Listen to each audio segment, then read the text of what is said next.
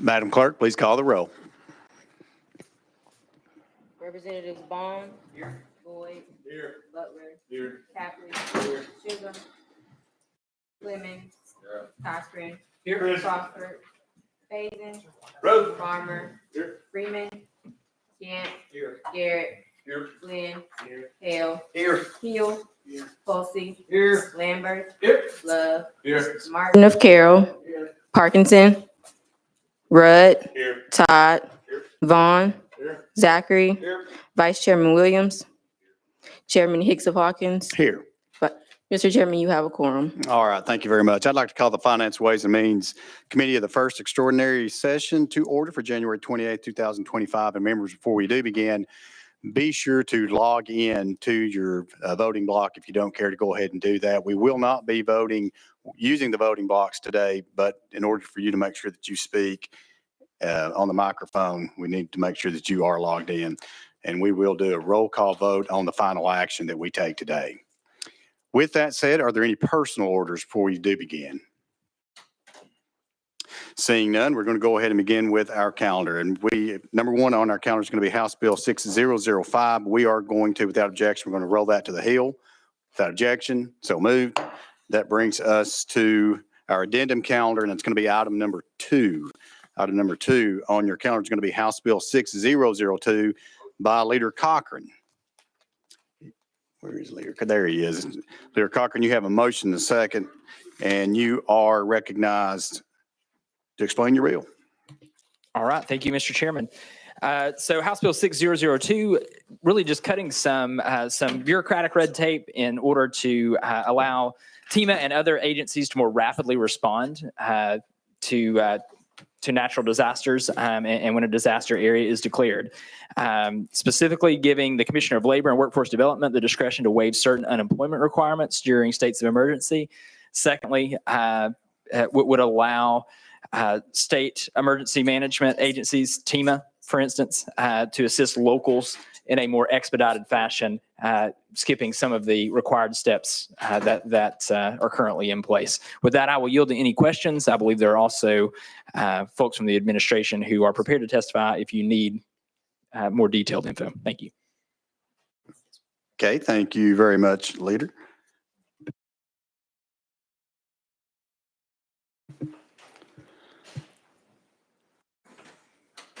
All right, members.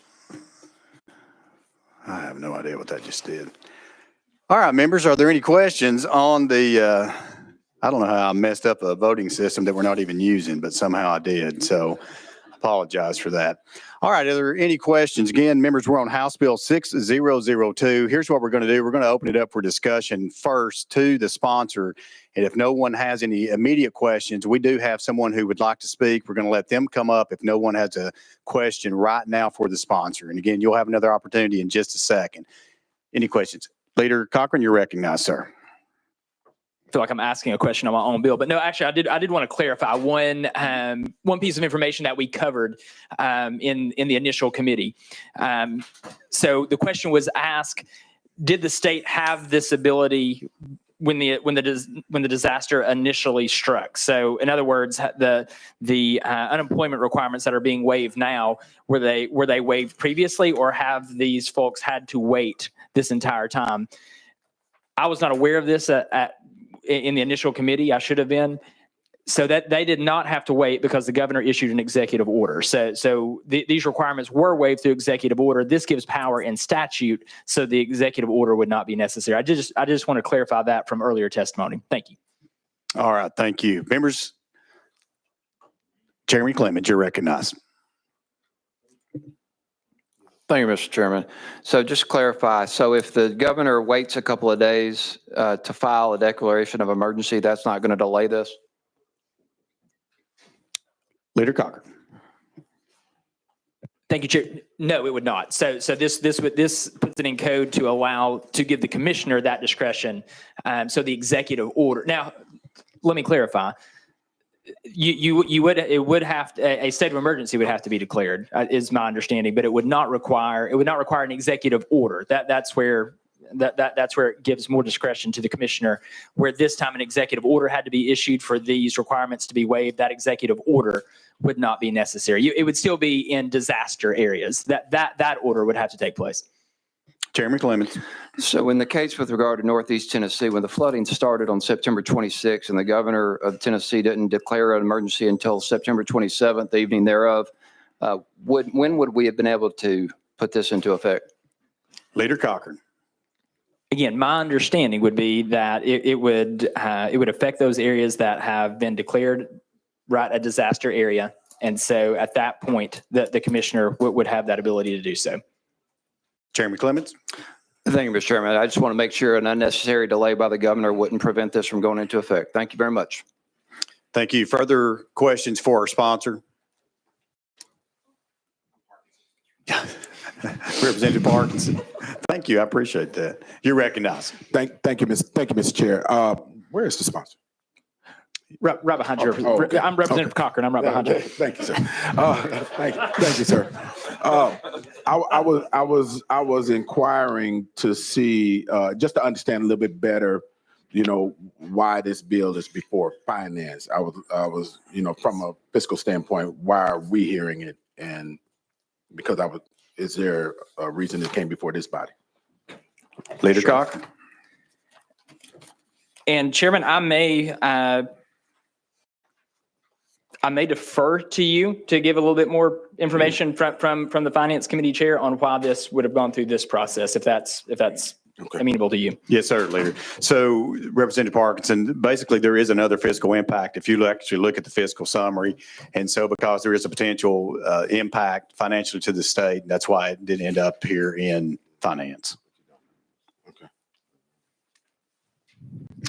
Yes, sir, you're recognized. And thank you, Mr. Chair. And I don't mind it coming through here. I was just wondering why it was coming through here. But where on the fiscal note should I be looking for where the financial impact to the state is? Am I missing it? Yeah, if you look at the other fiscal impact under that fiscal summary, it's going to actually tell you due to multiple unknown variables. So they haven't been totally spelled out, but because of, again, fiscal review putting this other fiscal impact on there, it has been, we've set precedent, at least while I've been chairman of even budget sub before coming here, that's what we have done is sent that to finance. Okay, check. Thank you, sir. Appreciate it. Yes, sir. All right, further questions for the sponsor? All right, without objection, we are going to go out of session. So without objection, we're out of session. I'm going to ask our first speaker, it's going to be Mr. Alex Pelham with TEMA. If you will you do not want to speak. Okay, well, then we appreciate that. So without objection, we're going to go back into session. And thank you, Alex. So far, you're number one on our list. Okay, so let's go back. Members, any further discussion? Again, we're on House Bill 6002. Further discussion. Leader Lambert, you're recognized. Mr. Chairman, I will say that you probably have several speakers on your list that are there for the administration bills. It is our practice in our office to make sure that those are on there in case there are any questions from the committee, but I don't think any of those folks are actually requesting to speak. They normally pass any opportunity to speak. They would much prefer to not be recognized, but they are here if you need them. Okay, thank you for that clarification. Appreciate that. All right, any further discussion? Again, members, we're on House Bill 6002. Hearing none and seeing none, we are now going to vote. So I would ask the clerk to please take the roll. Representative Baum. Yes. Baum votes aye. Representative Boyd. Aye. Boyd votes aye. Representative Butler. Aye. Butler votes aye. Capley. Yes. Capley votes aye. Chisholm. Chisholm votes aye. Clemens. Clemens votes aye. Cochran. Aye. Cochran votes aye. Crawford. Aye. Crawford votes aye. Faison. Aye. Faison votes aye. Farmer. Aye.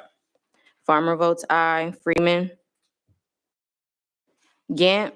Aye. Gant votes aye. Garrett. Aye. Garrett votes aye. Glenn. Aye. Glenn votes aye. Hale. Aye. Hale votes aye. Chairman Hicks. Aye. Chairman Hicks votes aye. Representative Hill. Aye. Hill votes aye. Hulsey. Aye. Hosey votes aye. Lambert? Lambert votes aye. Representative Love? Love votes aye. Representative Martin of Carroll? Representative Martin votes aye. Parkinson? Parkin votes aye. Rudd? Rudd votes aye. Todd? Todd votes aye. Representative Vaughn? Representative Vaughn votes aye. Vice Chairman Williams? Vice Chairman Williams votes aye. Representative Zachary? Representative Zachary votes aye. Mr. Chairman, you have 26 ayes, 0 noes. All right, this motion passes, and House Bill 6002 goes on to calendar and rules. All right, thank you, Leader Cochran. All right, that brings us to item number 3 on our calendar. Item number 3, again, we are on item number 2 on the addendum calendar. This is House Bill 6003. This is by Chairman Hicks. And Chairman Hicks, you're recognized. You have a motion and a second, and you're recognized to explain your bill, sir. Thank you, Mr. Chairman. House Bill 6003 establishes the Hurricane Helene Interest Payment Fund. We will be able to help local governments manage loans interest for recovery cost, covering loans interest at 5% annually for 3 years. This reduces the financial pressure and helps stabilize local governments, allowing the focus to remain on rebuilding and recovery. The second part, this fund is $110 million physical note. Then House Bill 6003 also is creating the governor's response to recovery loan fund. We can provide flexible financial resources for future emergencies.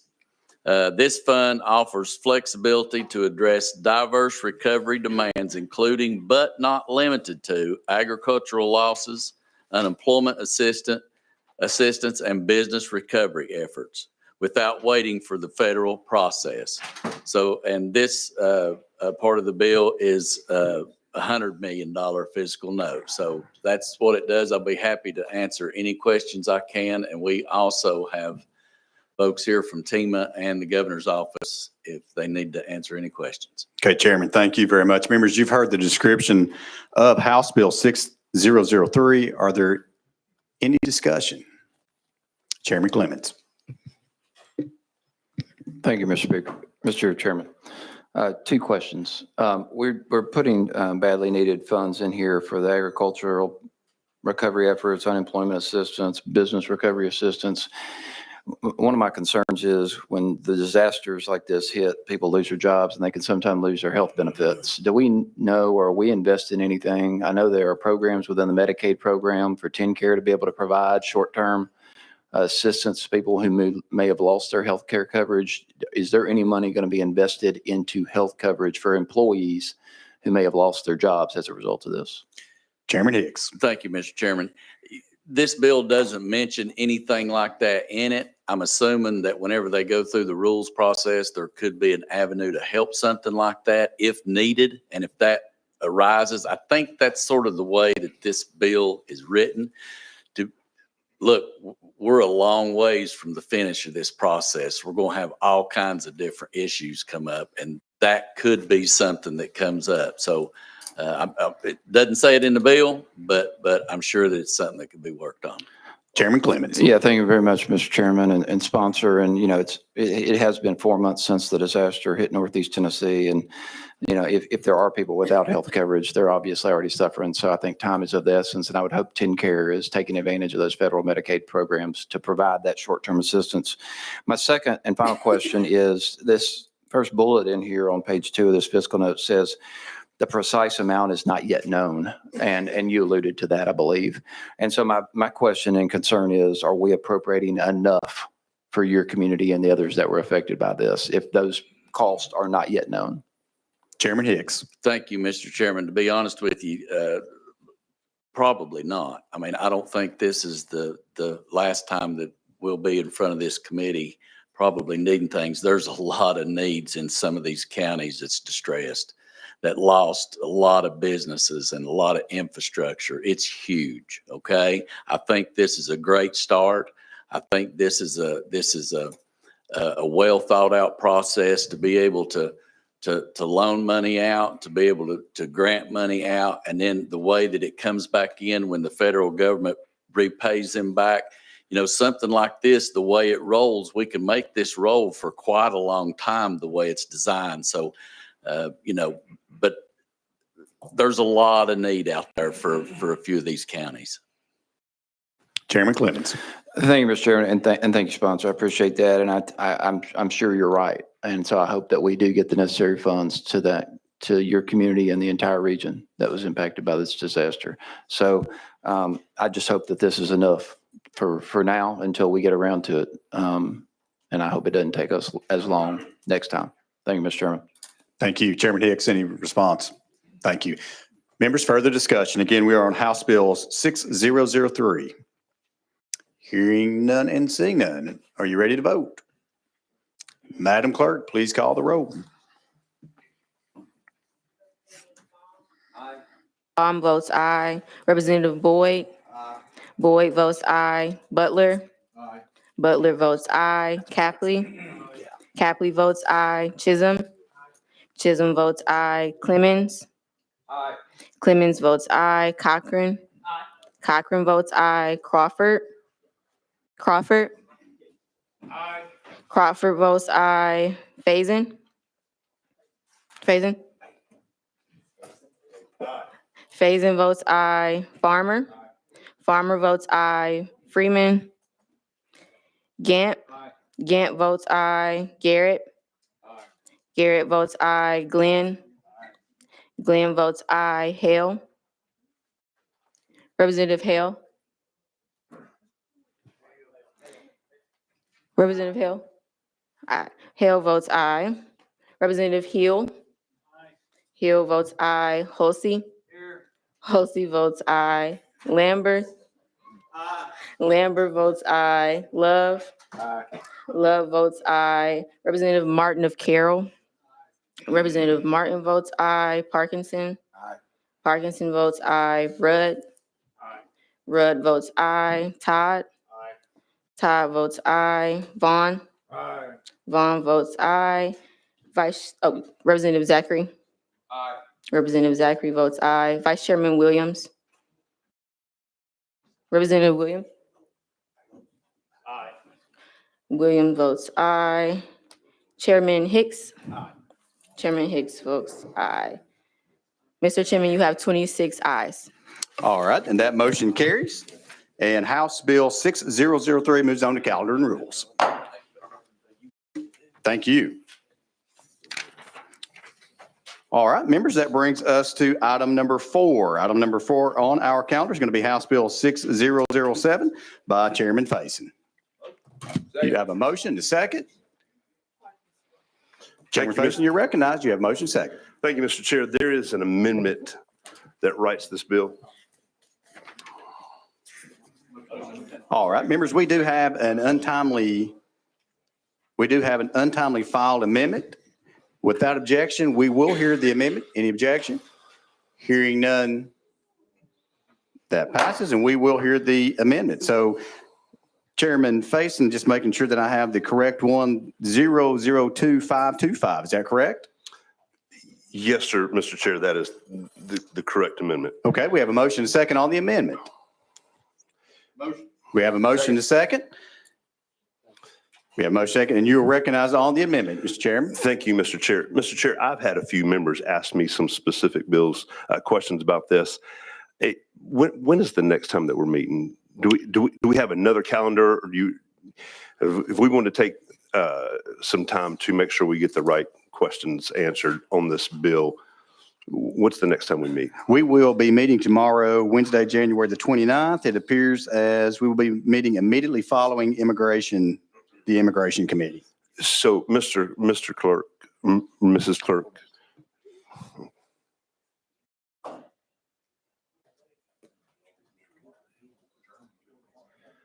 I just want to make sure we.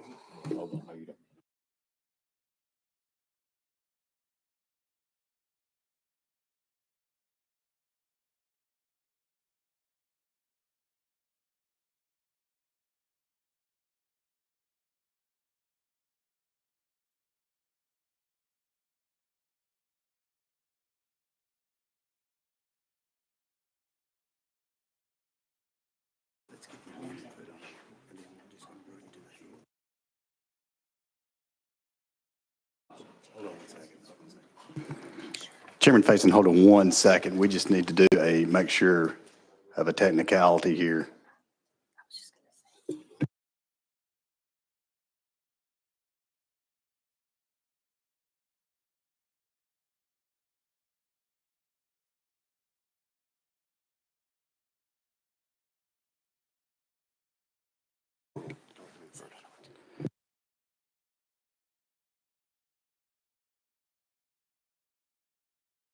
Okay, Chairman Faison, let's go back. Sorry about that. Members, let's go back to Chairman Faison. Chairman Faison, you do have a motion to second on the amendment. Does the amendment rewrite the bill, or does it just make a technical change? It does rewrite the bill? Yes, sir, Okay, Mr. then, members, let's go ahead and get this bill in the proper posture. Any discussion on the amendment?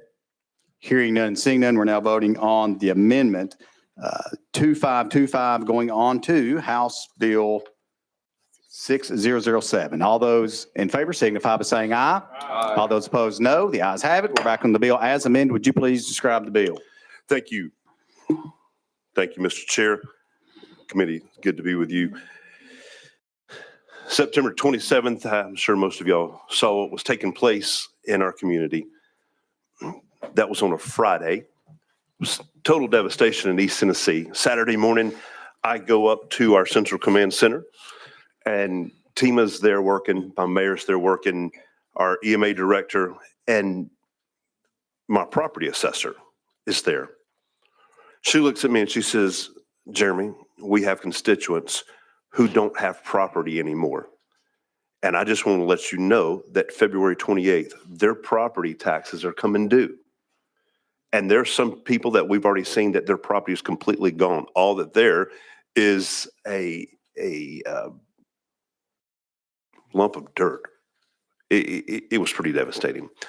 So I immediately reached out to the comptroller to see, is there a constitutional way that we could bring some relief just for that? The comptroller, working with the attorney general, has come up with a way that we can help them with a grant that's equal to what their taxes due on their property are.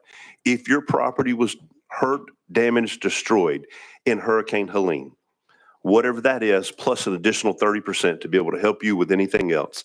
That's what this does. This is a grant process that you can reach out to the comptroller's office and be able to get that back, recoup whatever it is that is due back.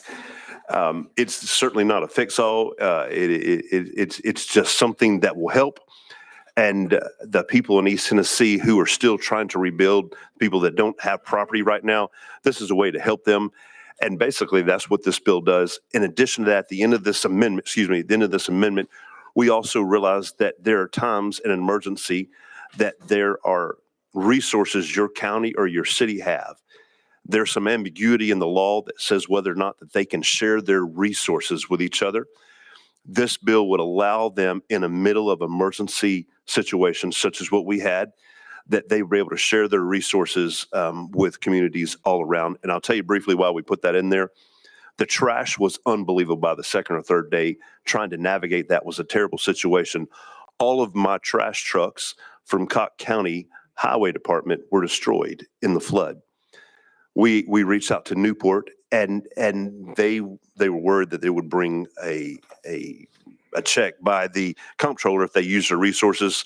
So in effort to clarify that law, that's what the rest of this amendment does say. In the middle of emergency situation, you can share resources with local communities to help rebuild.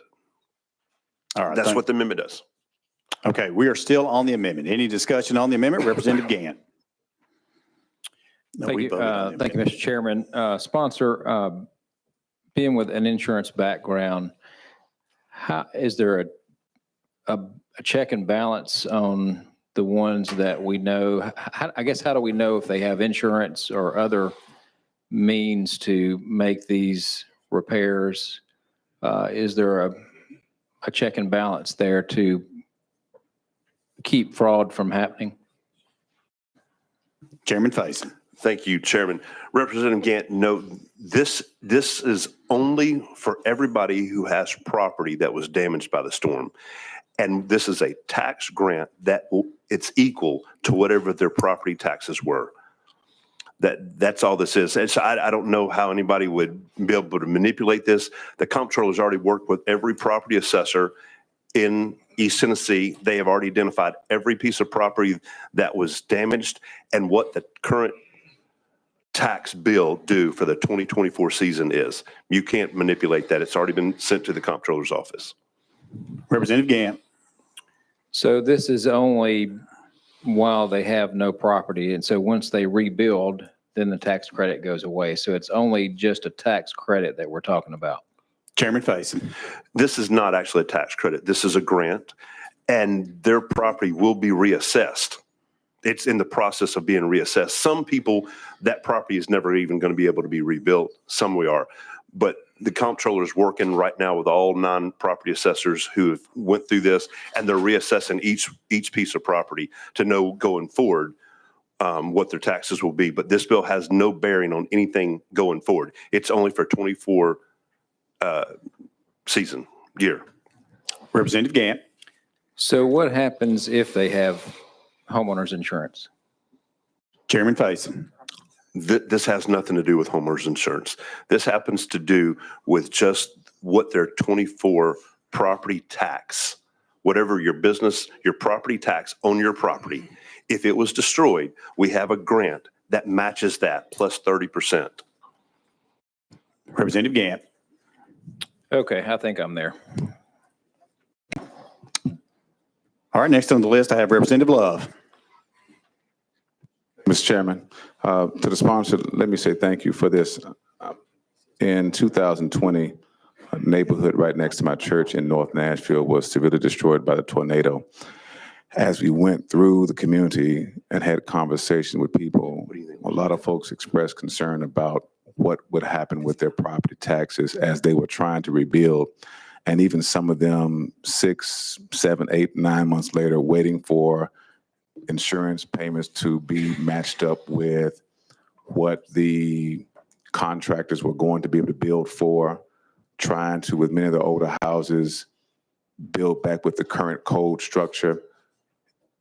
This bill, I think, does a lot of good because it takes one more thing off of people's minds as they're trying to rebuild their homes. So I certainly see the value of the bill, and thank you for bringing it. Chairman Faison.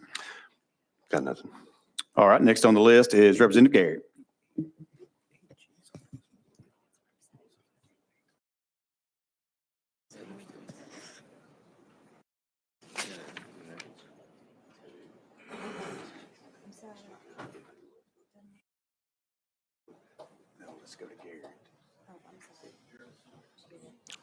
You're recognized. Thank you, Mr. Chairman. Can y'all hear me? Am I on? Okay. Chairman Faison, I'm trying to follow the math here. So if your home is part of, that was destroyed, which was assessed as it was prior to the devastation, and I'm making this number up, your property taxes are $1,500, which will be due by February 28th of this year to pay for the assessment from 2024. Can you use that example on how this grant process is going to work if they pay $2,000 for their property tax assessment in 2024 with a house on it? And then obviously the assessment will be different because there's no house there. So my assumption would be, I'm making this up, will be their tax bill would be $1,000 for 2025. Would they get a grant back for that difference? I'm just wondering if you could use an example on a hypothetical $2,000 tax bill on how this grant would work. Chairman Faison, you recognize. Thank you, Mr. Chair. And Representative Garrett, this bill has no bearing on the 2025 taxes. This bill only has to do with your taxes for 2024. And this is a grant relief, if you will, for people who have been damaged by Hurricane Helene, and your property taxes for 2024 are due in February 28th, 2025. We are offering you a grant. If we pass this bill, you're getting a grant that's more, 30% more than whatever your tax bill was due in 2024. Representative Garrett. Thank you for that clarification. I think I'm following. So when your tax bill is due, you don't actually pay it. You apply for this grant. whatever the amount is, if it's $2,000, you're going to get $2,000 plus 30% on what you owe through the comptroller's office or wherever the funds are being dispersed from. Is my understanding correct?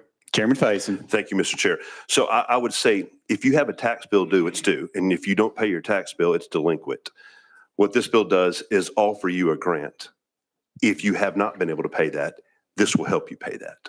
And if you have paid it, then you're able to put this in your pocket and do something else with it. Representative Garrett. All right. Thank you very much. I appreciate that explanation. Thank you. Chairman Williams, you're recognized. Yes, Chairman Faison, I just had I have a plethora of questions. I was just wondering if you'd be willing to roll this to the Hill and you and I could have a discussion about it. Chairman Faison. Absolutely. We'll do that. All right. Without objection, House Bill 6007 rolled to the Hill. Without objection, so moved. All right. That brings us to item number 5 on our calendar is going to be House Bill 6004, and that is by Leader Lamberth. Motion. You have a motion and a second.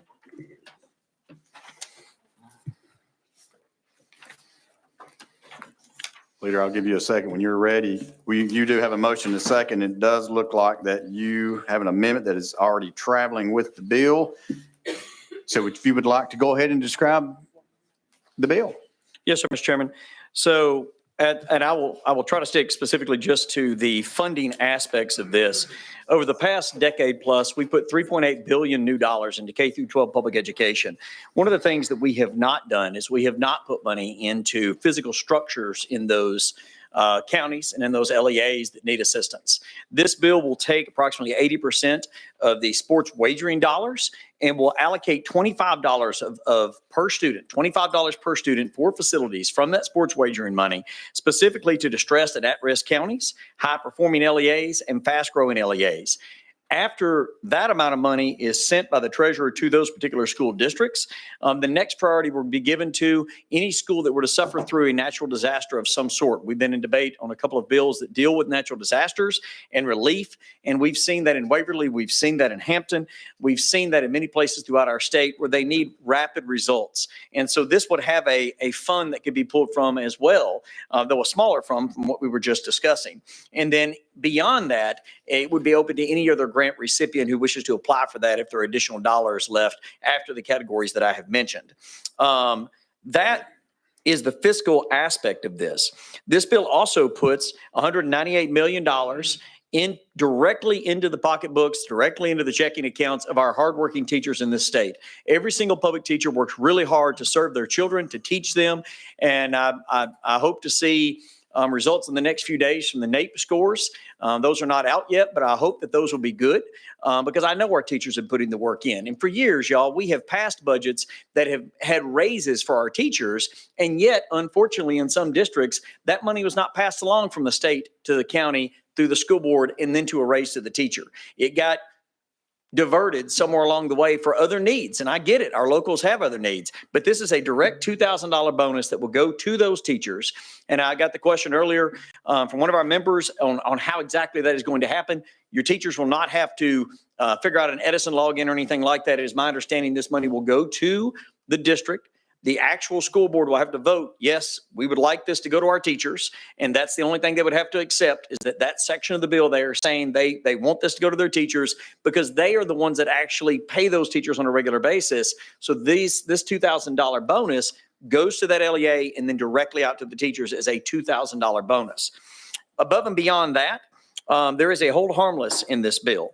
And I can go into that more in a few minutes. But we are drawing a line in the sand here in the state of Tennessee. I mentioned we put $3.8 billion new dollars in the K through 12 public education. We're never going backwards. We're always going to continue to improve, to invest. We're going to be very careful how we invest that money, and we're going to make sure that we're getting results for the money because it belongs to the Tennesseans that live in this state. It doesn't belong to the government, doesn't belong to any of us. It belongs to the Tennesseans that have worked hard and paid that in primarily in sales tax. But we are never going backwards in education funding in this state.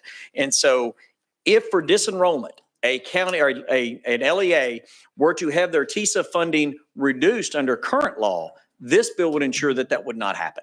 And so, again, here, it can only go up from here, but we are not going backwards when it comes to funding for K through 12 public schools.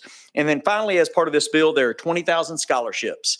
School choice for the first time in this state will be available not only to the wealthy, but to any Tennessean that can apply for these scholarships. 10,000 of these would be under percentage, 300% of the poverty level, which is $173,000 for a family of four. And it is based on the size of the family and what that poverty level is. The other 10,000 would be open to anyone that wishes to apply, and it's first come, first serve.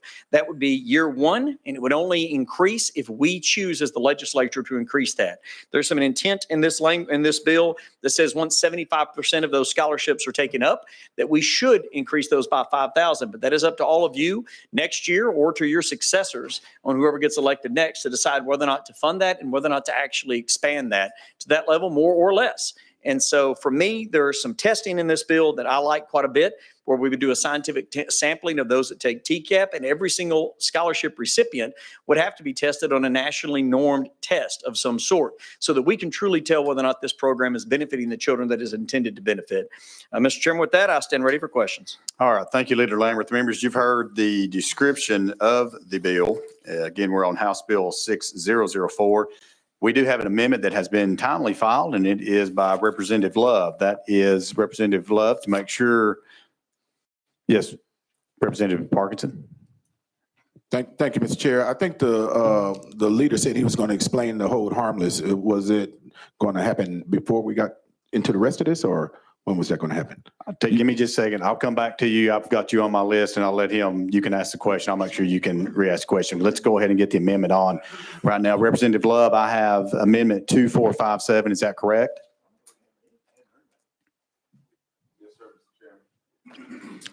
So, Okay, we have a motion. We have a second. Second, we do have a second. All right, you go ahead, Representative Love, and describe your amendment. thank you, Mr. Chairman. And members, this is a very simple amendment. I think it's sort of self-explanatory, but I'm gonna go ahead and read it.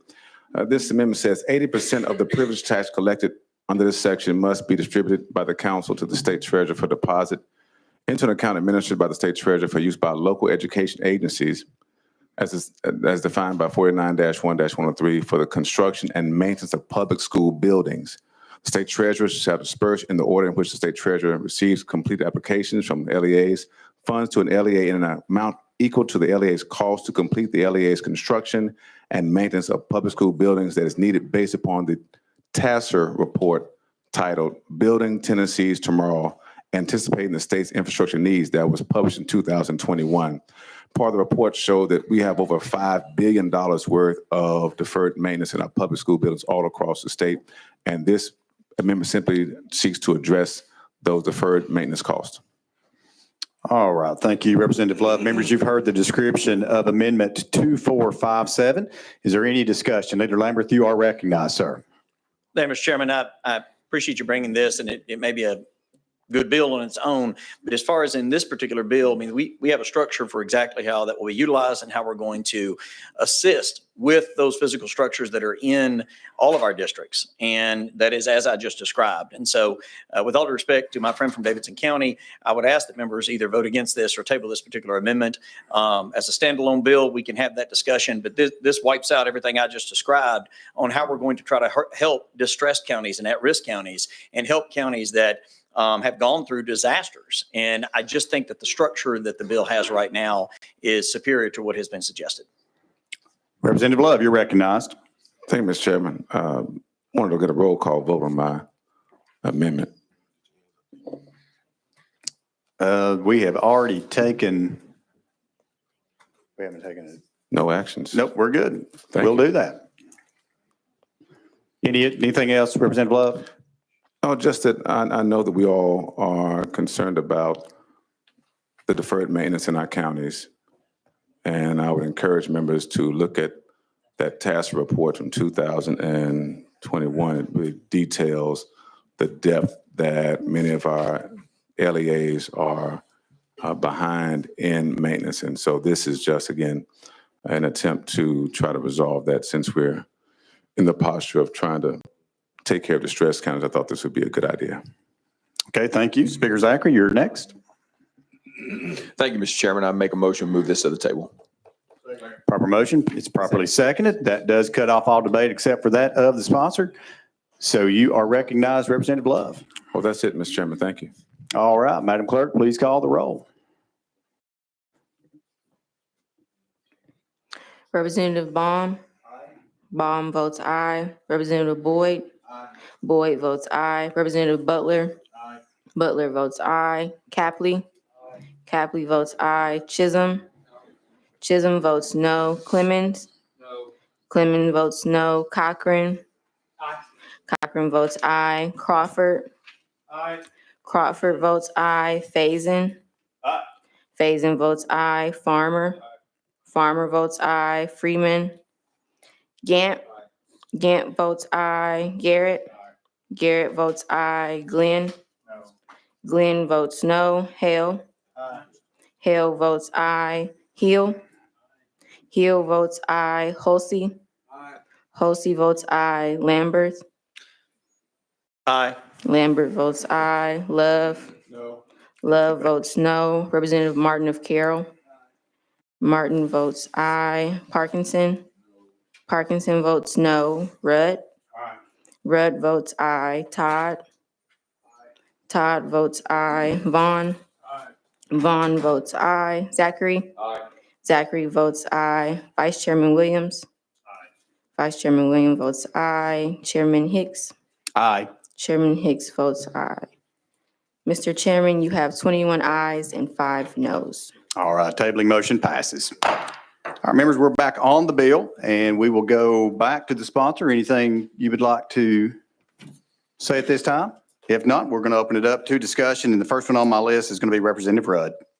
You're recognized. Thank you, Mr. Chairman. Thank you, sponsor, for the bill. Could you clarify a little bit what you had mentioned about exactly the any money allocated from the Gambling for Fast-Growing Counties, how exactly that is for? Is it for the county general fund or strictly for infrastructure and school construction? Could you explain that? Leader Lambert. It is specifically for infrastructure and school construction. It's my understanding it can be utilized for maintenance as well, but it is for physical structures. It cannot go into just the general fund or for any other purpose. It has to go for school maintenance and physical structures. Thank you. All right. Next on my list is going to be Representative Baum. Thank you, Chairman Hicks. I've got a question about the financing of this fund for infrastructure. Maybe we'll call it the capital fund that you were just referring to. My understanding is that currently 80% of the online gaming revenue, wagering sports revenue, goes to the Hope Lottery Scholarship Fund. It's an amount of money of about $70 million. This bill would fund that capital pot using 80% of this sports wagering revenue. The funding board, though, currently projects that the Hope Lottery Scholarship is going to run a $22 million deficit, which means money from this sports wagering would be needed to make up a portion of that gap. If that's the case, then I guess I wanted to ask you, we can't use this money to make up a deficit with Hope and at the same time fund this capital fund. I'm wondering what provisions do we have to address that? Leader Lambert. Thank you. And that's what's in the amendment. And so what you mentioned is on the high side, there's an estimate. I think the lowest side is about $5 million. This particular fund, it's set at a percentage, not an amount. And so the sports wagering fund, and I've mentioned this before, I don't recommend folks gamble. It's never a winning proposition. Long term, you're probably never going to win at that stuff, and it's your hard-earned dollars. But folks can do that if they want to, and they seem to be doing that in very large numbers. And so for this, there is 80% that we're shifting over here. But in the amendment, there is a backstop in essence, where if at any point there's a deficit in the Hope Scholarship Fund, then it would go to the Hope first. And so any remainder would go to this. Now, again, with the growth of this fund, it's been exponential. We don't anticipate that that's going to be a problem because, again, because of that backstop, Hope will always be held whole. And that has quite a corpus in it that is hundreds of millions of dollars at this juncture, as you know. So that's how we've dealt with that issue, is to make sure that regardless of what deficit might exist in Hope, it comes out of this first, and then anything left would go to the facilities fund, and that's in the amendment. Chairman Bob. Maybe just one follow-up question, maybe a comment and then a follow-up question. I would imagine also that over time, the Hope Lottery Scholarship will grow with inflation, as we have experienced price inflation. We'll want the amounts of those scholarships to increase from time to time, and we might have new programs that we want to draw some of these dollars down to fund with. Let's suppose that through your amendment that we don't fully take all the sports gambling money and use it to fund this capital account. Where would we get the remaining amount to fund the capital account? Or would the capital account just not have the full balance in it that the legislation's initially proposing? Leader Lambert. I anticipate that this account would fluctuate per year. I mean, as the sports waging money, if it increases, then it's 80% of that. And so this amount would increase. If it were to decrease, then obviously it would decrease. And so the treasurer is in charge of kind of keeping up with that, making sure that it is distributed. But at the same time, just as we trust him to distribute other funds, and with that backstop with the Hope Scholarship, if for some reason, again, the Hope is at a deficit, that it would come out of that and it would decrease this fund. Now, again, this fund is at a percentage, and so it may very well be at that time at any deficit that this fund is much larger than it is now from a numerical standpoint, but the percentage would remain the same. Okay, thank you. All right. Next on the list is Chairman Clemens. Thank you, Mr. Speaker, Mr. Chairman. Keep making that mistake. I apologize. I've got a couple of questions here. I just want to start with this part of this fiscal note that talks about, it's assumed that I think 65% of the students who receive the benefit of these vouchers are already in private school. That would mean that only 35% of the kids receiving the benefit of these vouchers would be currently in public school. 17.5% of that, because this is divided 50-50 among income cap, what you're referring to as an income cap and non-income cap, 17.5% of that 35% would have no income cap. And the other 17.5% would be under the 173,000 to which you referred earlier. That means only 3,500 kids currently in public school would benefit from this program that you're touting, that we're appropriating a massive sum of money to. Now, also among those 3,500 public school kids, I'm guessing none of them or very few of them are special needs or disabled. So my question is, we're about to pass a very, very expensive piece of legislation here. It's been rushed through today. Why are we doing so if we're talking about providing opportunity and choice when it's only going to benefit 3,500 kids that are currently in public school? Leader Lambert. And with all respect, some pretty fuzzy math there, and I would disagree with your proposition. That's based on an assumption on other states that have very different programs from what we have. So if you look at the fiscal note, they had to look at other states and just make an analysis and say, well, if this program were like some of these other states that had complete universal school choice, what would it potentially look like? There are 20,000 scholarships that are available first come, first serve. 10,000 of those are below an income cap. 10,000 of those are above.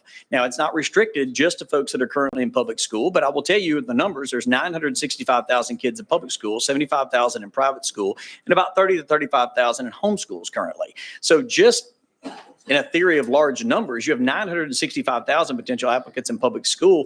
And I would estimate that you're actually going to see a significant portion of these children that come from public school. But regardless of whether they are in public school now, private school, or homeschool, 20,000 families have an opportunity to determine for themselves what is the best interest for their child. It's their tax dollars. It's $7,075 that came directly out of their pocket, went into a government coffer through taxes, primarily sales taxes, and we are giving that back to these families to invest in their child's education, while at the same time we are fully funding TISA and continuing to rapidly increase the amount of funding that we put through K through 12 public schools. So again, with all due respect to your math, and I'll forgive you, we're both lawyers, so I get it, but that math just doesn't check.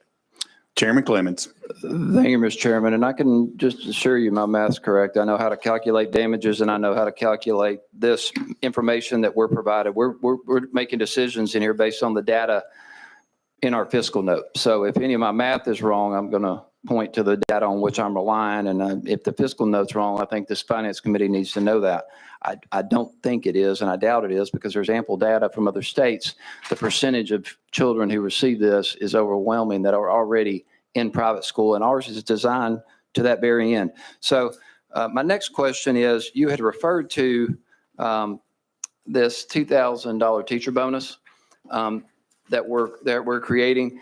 I can't help but notice the amended version of this bill requires the local board of education and their governing body of a public charter school to adopt a resolution affirming that the LEA or that charter school would like to participate and has to submit a resolution to the Department of Education by June 1st of this year if they want their teachers to get that bonus. Why in the world would we require them to pass a non-binding memorializing resolution just to get their teachers a bonus, when I assume the kids in that district are going to have access to vouchers regardless of whether or not this resolution passes? So why are we holding this $2,000 bonus hostage to some memorializing resolution?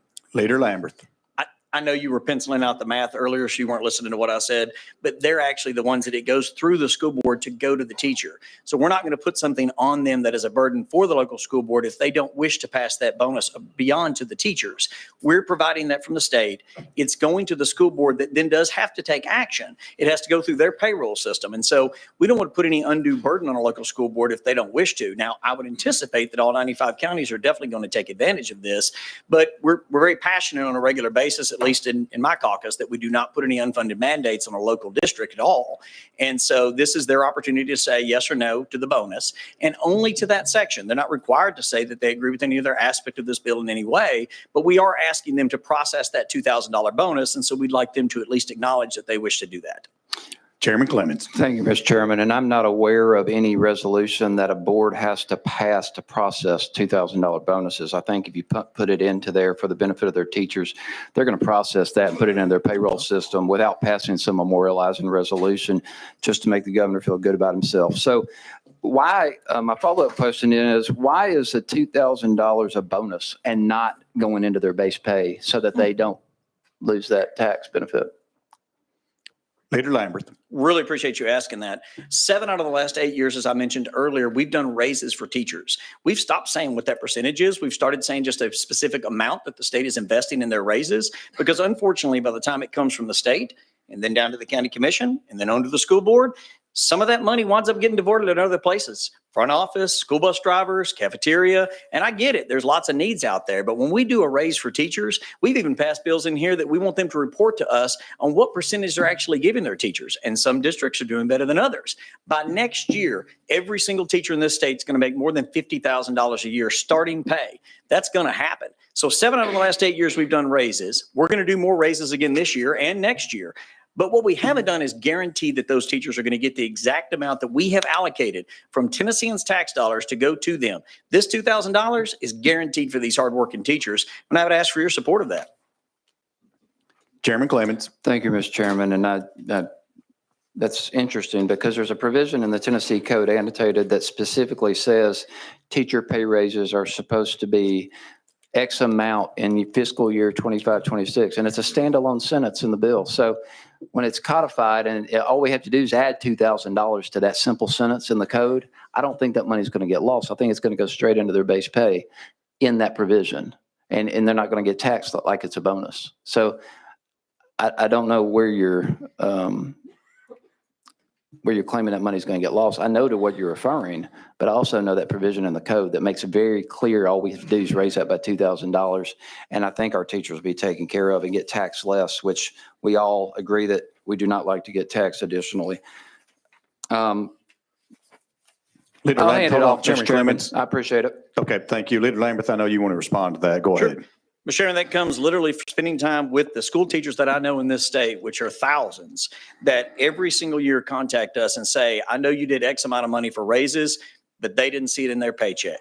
It's about time that they're guaranteed a sum of money that is us just saying, look, we appreciate the hard work that you are putting in every single day for our kids. And the least we can do is get them a bonus right now and get them a pay raise. First time we've done that in a long time that I know of. It certainly hadn't happened in 13 years. I hope we do it again down the road. All right, next on the list is going to be Speaker Zachary. Thank you, Mr. Chairman. Leader, thank you for the methodical, patient way you've kind of walked this bill through over today. It's important for Tennesseans to hear this debate, and it's important for them to understand what this legislation does. I represent Knox County, and actually, by the way, my school board chair, Betsy Henderson, is the back corner. She does such an awesome job for our school board.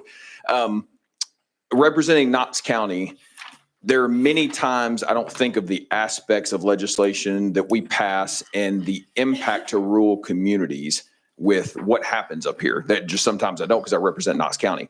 And so in Knox County over the last 3 years through TISA, because the investment of this body, we've received $56 million more from over the last 3 years because of the investment in public education in this body.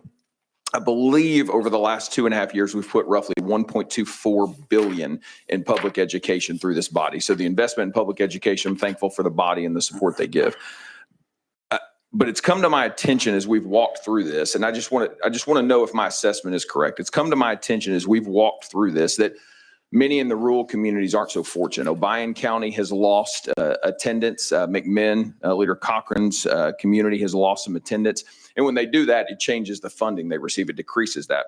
So help me understand and tell me if I'm correct in my assessment. With this legislation that we are passing today, we are creating a new baseline of protection for rural communities, all communities, but a baseline protection for rural communities that we're saying that we're going to hold you harmless and they will never drop below the budget amount they receive in 24-25, even if they lose 5,000 students, 4,000 students, whatever that number may be in years to come. We are creating a new baseline and protecting rural communities and providing them something they have never had before. Leader Lamberth. Absolutely well said. And I will tell you, I just happened to pull the numbers on that. From 2012, when I first got here in the legislature, the first year I was elected, to now, this year, Knox County actually had a $163 million increase of state funds directly to their K through 12 public schools. $163 million. My own county, it almost doubled in Sumner County, the amount of money that the state is putting in to local public schools. That's what we've done all this time, and we're not going to slow down now. We're setting a new baseline, just as you said, and even due to disenrollment, and this is why.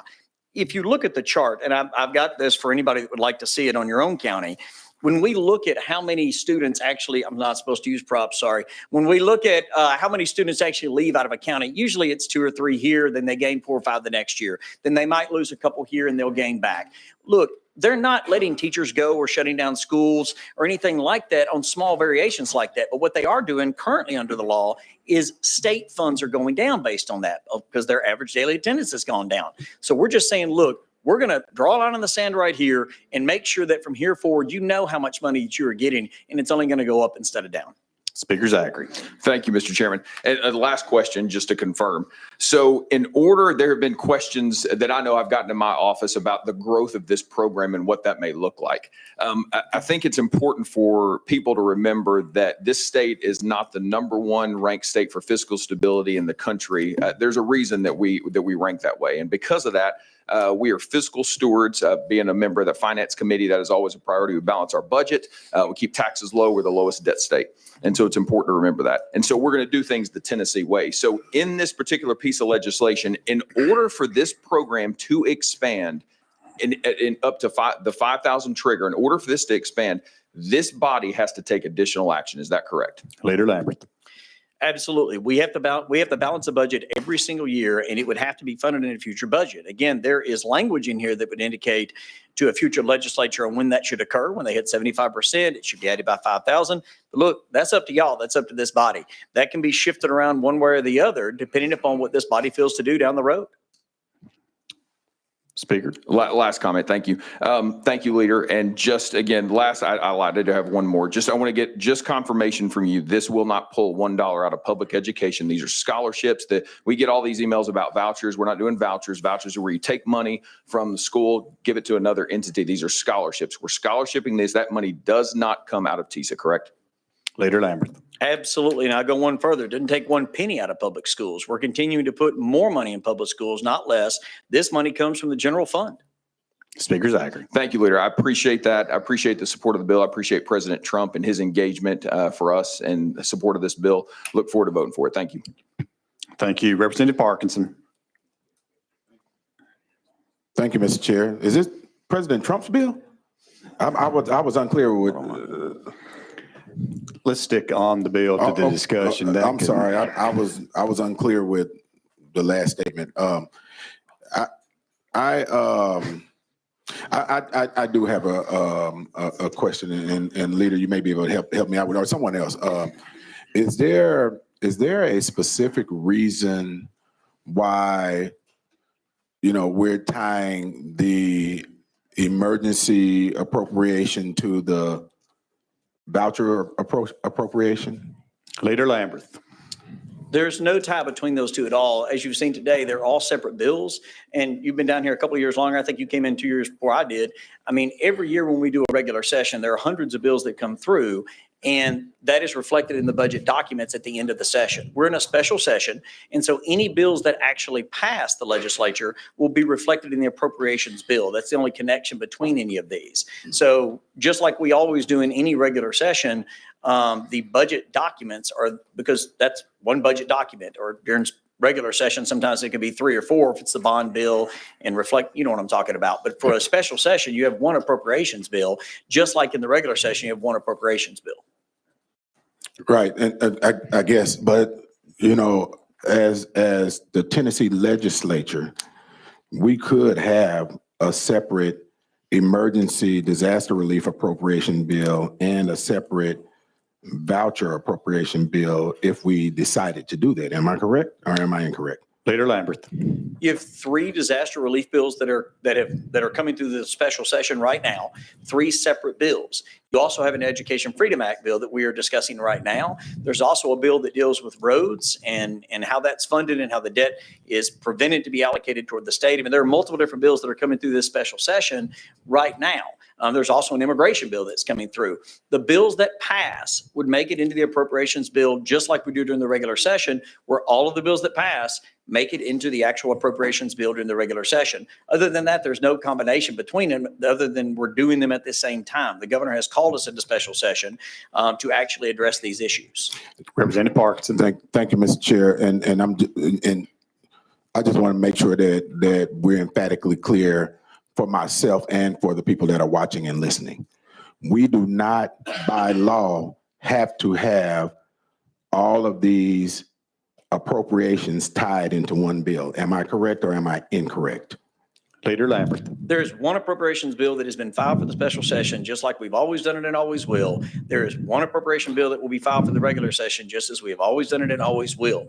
It would be bizarre to try to have multiple different appropriations bills that are all filed that have to match up. You have one appropriations bill. And furthermore, you know that. I mean, I'm not sure what we're talking about here, but all these are separate ideas and separate issues that are in separate bills. And just like for the last 13 years I've been here, and even longer for you, anything that passes goes into one appropriations bill. That's the exact same way we've done it for every issue that we've ever addressed. Representative Parkinson. Thank you, Mr. Chair. So, okay, and I appreciate what you're saying, but what you're not saying is the answer to my question, which was, do we have to do it this way? But you don't have to answer that now because I've asked it too many times. But what my point I'm trying to get to is, under this bill, under this appropriation bill, if I did not want to vote for the voucher funding, but wanted to vote for the emergency relief, I couldn't do that because you tied them both into the same appropriation bill. And so that's why I'm asking, I'm not talking about what past practices have been.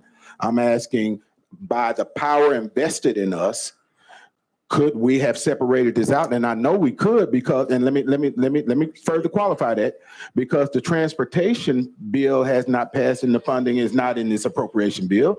And that there is going to be some funding that's tied. No funding for transportation. Leader Lambert.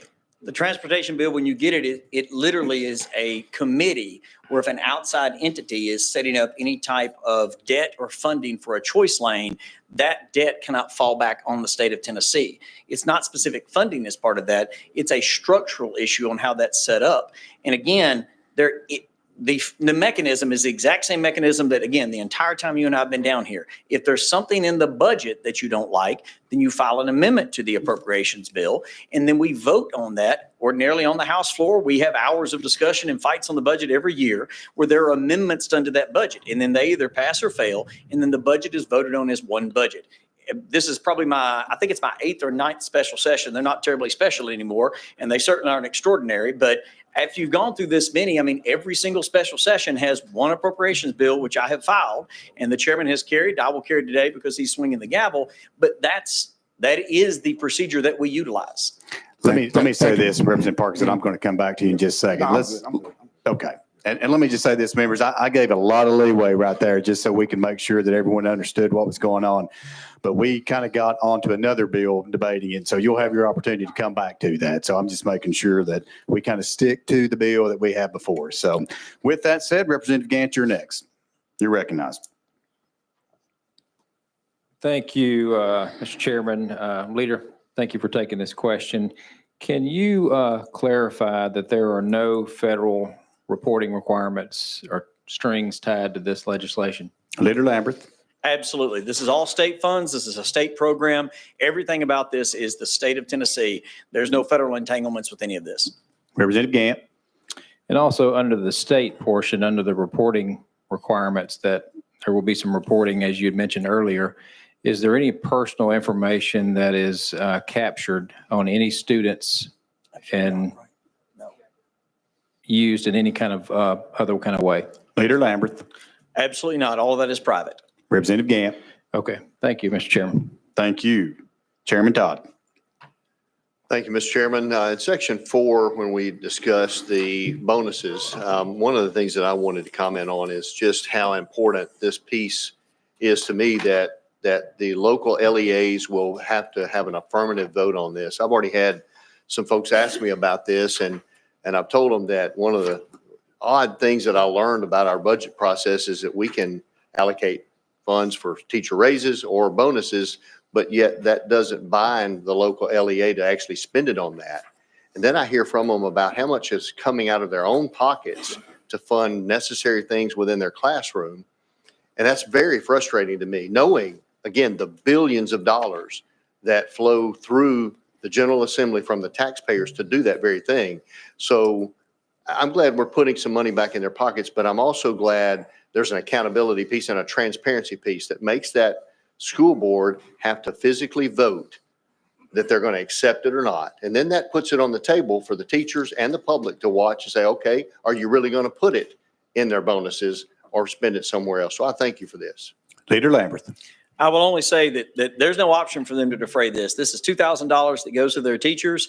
It's a thumbs up, thumbs down by the local school board on whether or not they're willing to process those payments through to our teachers. And I would hope and pray and would publicly ask that every single school board do just that. Again, our teachers have been working very hard. We've been getting them raises, as we've discussed, 7 out of the last 8 years. COVID definitely threw a wrench in that. But every other year we have. This money needs to go to them. Representative Todd. Nothing further. All right. Thank you. Representative Glenn. Thank you, Mr. Chairman, and thank you, sponsor. Earlier, you mentioned that the 80% sports wager will be used for school maintenance. However, if the Hope Fund is short, then that money will go toward the Hope Fund. So will the maintenance on the school suffer at that point? Will schools not be able to have maintenance done because you're not able to use that wager money? Leader Lambert. So the Hope Scholarship, Hope, Promise, Reconnect, all of those programs are promises that we have made to students in this state first. So those programs we have set up they deserve to be solvent first and foremost. So the lottery has kind of plateaued off, and there's a prediction that it could potentially dip this year for the first time ever. And again, that's not a bad thing. It means just fewer people are playing a lottery, and that's all right. But the sports wagering program is new. It's just in the last couple of years. So as lottery has kind of plateaued, the sports wagering has gone up significantly. I've opined as what my personal feelings are on that, but it is what it is. There are a lot of people gambling online. And so that's a percentage of that. That's 80% of that money. So from an actual amount that would go to the schools for their buildings and for the maintenance on this, if that sports wagering continues to go up, the percentage is 80%. And so even if some of that needed to go back to the Hope Scholarship Fund as an aggregate, you could still potentially have just as much or more going to the local schools. But if Hope absolutely tanked for some reason, I mean, as we were talking about earlier, then this would be the first fund that would be pulled out of that would go to that Hope, because Hope is the first promise that we made to those students. So we hope that both funds will be healthy and be able to be funded fully and everything else. But it would come out of this as a backstop. And it doesn't look like that would happen in the next few years, but we just don't ever want to put the Hope program in danger. Representative Glenn. Thank you, Mr. Chair. So maintenance would suffer if the Hope Fund does tank. Leader Lamberth. Again, it depends on the amount. So if 80% of this, and let me do this. So if there were $100,000 coming into this program and we took $80,000 out for the schools to be able to have maintenance on that, and that fund doubled to $200,000, well, obviously the amount is going to be much higher while that percentage still stays at 80%. And so there might have to be some that would come out for Hope, but if this fund continues to grow, there would still be more than what the schools get in year one. Now, to be clear, they're getting absolutely nothing from us at the current time for facilities and maintenance. So any amount that would come from this fund is more than they are receiving right now. Representative Glenn. Thank you, Mr. Chair. I mean, honestly, I would not want to hope that we have the money because we're talking about taxpayers' money. So the fact that we're hoping sports waging keep going up so we can take care of the maintenance on the school, to me, that does not make sense. Local revenue, will local revenue increase? I'm sorry, go ahead and answer. I'm sorry. Leader Lamberth, you're recognized. Now, no one's hoping that it goes up. These are projections based on the last several years of the growth of that particular fund. So any economist, anyone that looks at any of this, they're going to project, just like they did for the Hope Lottery scholarship dollars, because most of that comes from lottery, that they anticipate that is plateauing. Now, like any projection that is done by economists, obviously they give ranges on that. But there's no indicator that this particular fund is slowing down anytime soon. It is increasing. So it is a mathematical projection based, again, on economists and others that are projecting these numbers. And I said earlier on a separate topic that the best predictor of future performance is past behavior. And the behavior of these funds is that the lottery scholarship has plateaued somewhat. It may dip some. The low end is 5 million, the higher end is 22 million, but we're talking about funds here that are exponentially more than that. And this particular fund continues to grow. And so if you look at that growth out, it's not a hope or a guess. It's a mathematical prediction based on what they've seen it perform in the past. Representative Glenn. Thank you, Mr. Chairman. I will tell you that college presidents all over the state are concerned about this. Local revenue, will local revenue increase because of this law? Leader Lamberth. Because they do have, I'm sorry, No, they go do ahead. have You're to recognized. match. They do have to match the state. So will local revenue increase? Leader Lamberth. The investment from the state into locals will increase. So when you look at the fiscal note on this, when it says local revenue, what that means is the amount of money that's coming in from the state to the locals. We're investing more heavily because there's a hold harmless in here. If for some reason a child leaves due to disenrollment, the state is going to cover more than we're covering right now. And the analysis I've given on this in the past is that, let's just say in year one there, to break the TISA down to its simplest forms, and it's way more complicated than this, but let's just say you got $1 a child for 100 children in the school, you would get $100. So in year one, that school would get $100 at your base year, this upcoming year. If in year two, that went from 100 students down to 90, they would still get $100 from the state of Tennessee, thus increasing the local revenue that is coming in from the state of Tennessee. There are fewer children there, but they're still getting the same amount of money. In year three, if it went up to 110 children, then under this bill, that district would get $110. Let's play it on out to year 4. If it dropped back down to 90, they'd still stick at 110. And so we are making sure that we're constantly moving forward. And that's what that local revenue means. The state is investing more heavily than we are now because of this bill. Representative Glenn. Thank you, Mr. Chairman. So basically, we're funding 2 education systems. Leader Lambert. No, we fund one education system. There's 965,000 children in K through 12 public schools. There's 75,000 in private school. I'm sorry, I'll let y'all finish. I'll let y'all finish. Go ahead. Feel free. No, go ahead. I mean, you asked a question. If you want to know the answer, I'd be happy to answer it. But if y'all want to have a second, go ahead. Last time I checked, I was chairman, so hold on. Representative Glenn, did you have a question? No, I was just wondering about the answer of the 2 education systems. Okay, Leader Lambert, you're recognized to answer. Thank you. We have a public education system that has 965,000 children in it roughly right now. We fund that to the tune of just over $7 billion. That's the public education system that is in this state. There are 20,000 scholarships that are being funded within this particular bill. Those are scholarships. Those are totally outside of the TISA funding formula. Those are totally outside of the public school system that we provide. There's also approximately 30-something thousand students that are in homeschool. You have multiple options for children's educational journey right now, but you have one public education system in this state, and that will remain so after this bill. Representative Glenn. Thank you, Mr. Chairman. Thank you. Representative Hale. Oh, I'm sorry. I thought you were finished. Apologize for that, Representative Glenn. Thank you, Mr. Chairman. So if you are holding harmless a school, so that means you're paying the school for a child that's not there. You are then funding a private school for a child that is there. That's 2 systems. You're double paying for one child. That's 2 education systems. Leader Lambert. With all due respect, no, it's not. What we're doing is the class size in one may reduce some, but those innate costs are still there. The school building still has to be paid for. The heat and air still has to be paid. The salaries of the individuals are there. Just because a county loses 3 children in 1 year does not mean they don't still have the same static cost. Now, I know it's not the answer that you want, but it's the reality of the situation. We have one school system, and it may not look good on a bumper sticker, but it's one school system, not 2, not 3, not 4, but we have multiple pathways to success for the children that are in this state, and we're trying to fund each opportunity for them and allow their parents to make the best decision for where their child should go to school so that they can be the most productive adult later in life. Representative Glenn. Last question, and please, I'm not trying to be a smarty about this, but can I take my transportation dollars and build a private driveway in my yard? Leader Lambert. You know what? I know you prefaced Let's stay that on the with- bill. I'm not sure that's on Yeah. the bill. That was Representative Glenn. I'm good. Thank you, Mr. Chairman. All right.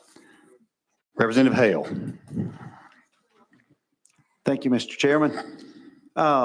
I have kind of wore you out and the governor's team with a lot of questions. When I ran for office, we're very rural, we're very small school districts. And so the things that helped me with this bill, first of all, if I'm not mistaken, in our state, we do healthcare, we do groceries, and we do roads that has public funds that pay private entities to build roads, to do those things. But one of the things that really helped me, there was a portion of this, $3.3 million, that included 12 school districts that would be losing. And one of those districts is a school in my district. Jackson County would be losing $94,000. But with this hold harmless, they're not losing that 94. Plus, with the $24 or $25 per student, they're gaining another 33, estimate approximately $33,000. Is that correct, Chairman? Leader Lambert. Representative Hale, you know your district better than anyone, but those numbers sound right to me. And it's a perfect example of what we're doing here is we are investing much more heavily in the public education system in this state than we ever have before. That's what we've done for the last decade, and we're going to continue to do that. Representative Hale. Well, I have been in a difficult place with this, as I know that many other members have been. But to see that our teachers truly get a bonus, to see that my rural school districts that are struggling now have a floor that is set for them, a hold harmless, and that if they drop below a 5%, then we're going to pick up that. When I look at that, and when some people question paying $7,000 for the school, and then we're paying that $7,000. In one of my counties, we don't have but probably 2 private, maybe 3 private schools in my district, very small. But DeKalb County has lost 325 students to homeschool. Had we had this in place, that would mean $2.27 million that they would have gotten every year for those children that are gone. And to know that moving forward, for every child that they lose that goes to homeschool, so when you look at that math, if you took the 100 and took the 325, DeKalb County school system would still, and our taxpayers, however you want to look at it, would still be $1.275 million better than they are today. Is that correct? Leader Lamberth. Yes, sir. Again, I haven't run the numbers on your specific district, but it sounds correct to me based on what I've seen on other counties. And I'd have to get with you on the exact numbers. But again, I trust your numbers on it. Representative Hale. Well, again, I appreciate the work that's been done on it. It may not be so much that for some of us that it's the voucher thing, but it's the fact that what we're doing for our public schools and for my district to know that I'm standing up for my public school systems and for the public school districts and for the teachers and for the families that stay in the public school, we're helping them by doing what we're doing. And I appreciate it. Thank you. All right, Representative Love. Thank you, Mr. Chairman, and to the sponsor. Hold harmless conversation in section 3. I think that's where the amendment addresses that, with beginning with TISA allocations for the 26-27 school year, and if the LEA's TISA allocation for the current school year is less than the LEA's TISA allocation for the immediate preceding school year, if the LEA experienced disenrollment, then the department shall allocate funds to LEAs such that the LEA's TISA allocation for the current school year is the same as the previous. In a scenario where a school district continues to lose students and not gain, like the example you gave, in that scenario, if they're losing 5,000 students a year, the state keeps paying for the previous amount of 2026-27 school year. Is that correct? Leader Lamberth.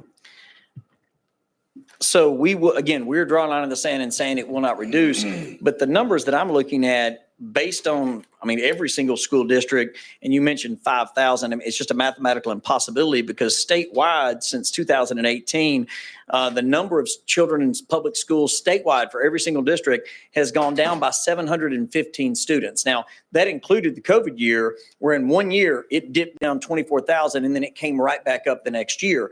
And so even including that year, you're only talking a small amount of students that have left public schools. And we're not, we're not going to be looking at that type of disenrollment regardless of what else were to occur because of the number of students that you have statewide. It's about 965,000. Representative Love. Correct, but the premise is that we have 20,000 scholarships available.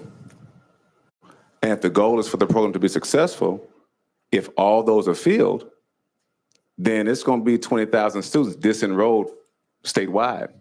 And let's say that one district is the one they keep coming from.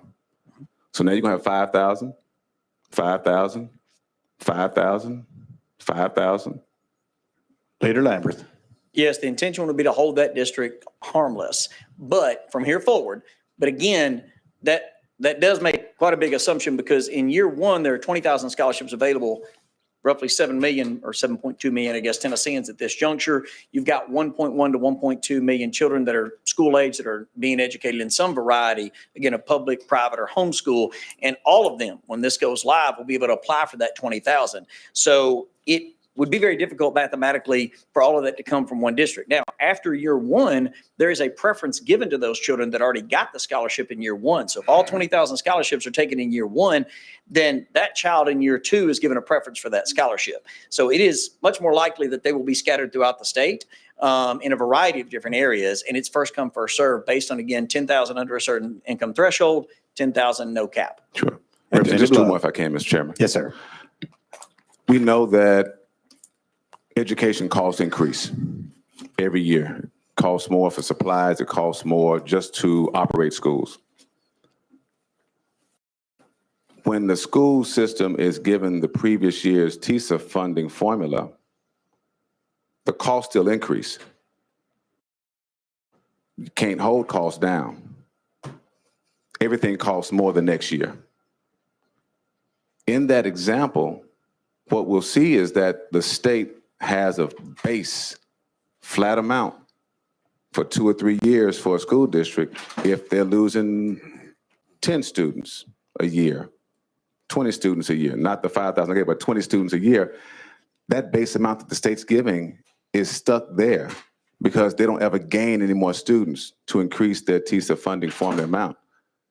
And as costs increase and the state's contribution is static, the language, I think, in the bill amendment says any additional funds provided to an LEA pursuant to this subsection must be solely state funded. So the state's going to keep putting money in, even though the costs keep increasing, but the state's not going to give any more money than what they gave the previous 1 or 2 years. So really the increase that has been made up is going to have to come from the locals. Or does the law prevent it from coming from the locals? Is that a question there, Representative Love? I'm Question sorry. mark. Yes, sir. Leader Lambert. No, again, just like we've done for the last decade. And look, the last 4 years was rough. We had pretty weak leadership at the federal level and inflation went up exponentially. It was ridiculous. For the next 4 years, I'm hopeful. I actually think it's going to come down. I don't think we're going to see the price of eggs and milk and basic necessities go skyrocket like it has in the last 4 years. So in the next 4 years, I genuinely believe that they're going to get inflation under control, and we're not going to see that type of rampant inflation. So that would solve half of this. But the other part of it is absolutely, yes, we're going to continue to do what we've done for the last decade. Since you and I came in 2012, a little bit more than a decade, we have added $3.8 billion new dollars, state dollars, to K through 12 public schools. We're not slowing down. We're going to continue to do that. We're going to continue to make sure we get teachers starting pay up above $50,000. We're going to continue to make sure that every single year we add into TISA those inflationary cost and measures, just like we've done in years past. And we're going to keep doing that because we all believe, I hope, that our public schools are worth investing in. And Representative Love. And to your point, though, whoever is in office, whatever party is in office at the federal level, there are just some costs you cannot hold down. Gas is not going down. It may. Maybe gas will go down to $1 a gallon, right? But the cost of food is going to not stay stagnant over 5 or 10 years. And keep in mind, this bill is in perpetuity. So even if it's 20 years from now, gas is not going to be the same. Corn is not going to be the same. And I'm just saying out of concern, just want to make sure that we understand what we're doing here because it's going to be a static amount. And if numbers keep dropping, that's my concern is that it won't be capped. So thank you, Mr. Chairman. Thank you, Speaker. Thank you, Leader Lambert. We came into 2012 together, and in that amount of time, Davidson County has received $117 million new dollars from the state of Tennessee recurring. And it has continued to go up every single year. Our investment in education as a whole, as a body, has continued to go up. There is no indication that's going to slow down now. And so long as you and I are here, I bet it won't slow down because we're going to continue to invest heavily in our public schools. So that 117 million over the last 12 years is going to continue to go up. And that's a good thing, so long as we are also putting in those protections within the public school system to make sure that we are also getting better results from our children. Now, look, more money doesn't always equal better results. It just doesn't. However, everything else we've done in education to try to give our teachers support, to try to make sure our children have the support they need and the families have the support, all the stuff we've done. Again, we'll see what happens. I mean, the NAEP scores come out this week, but I hope it will show that it's working. All right, thank you. All right, members, I have no one else on the list for right now, but we do have 4 folks that have filled out witness cards, and so I'm going to ask them to come up at this time. It'll be Walter Blanks Jr., Kevin Klein, Betsy Henderson, Drew Middleton. If you all would just come up and take a seat up front here. And you will have 3 minutes, and I ask you to begin with your name, your affiliation, and I'd ask you to state your position as well. So either side is fine.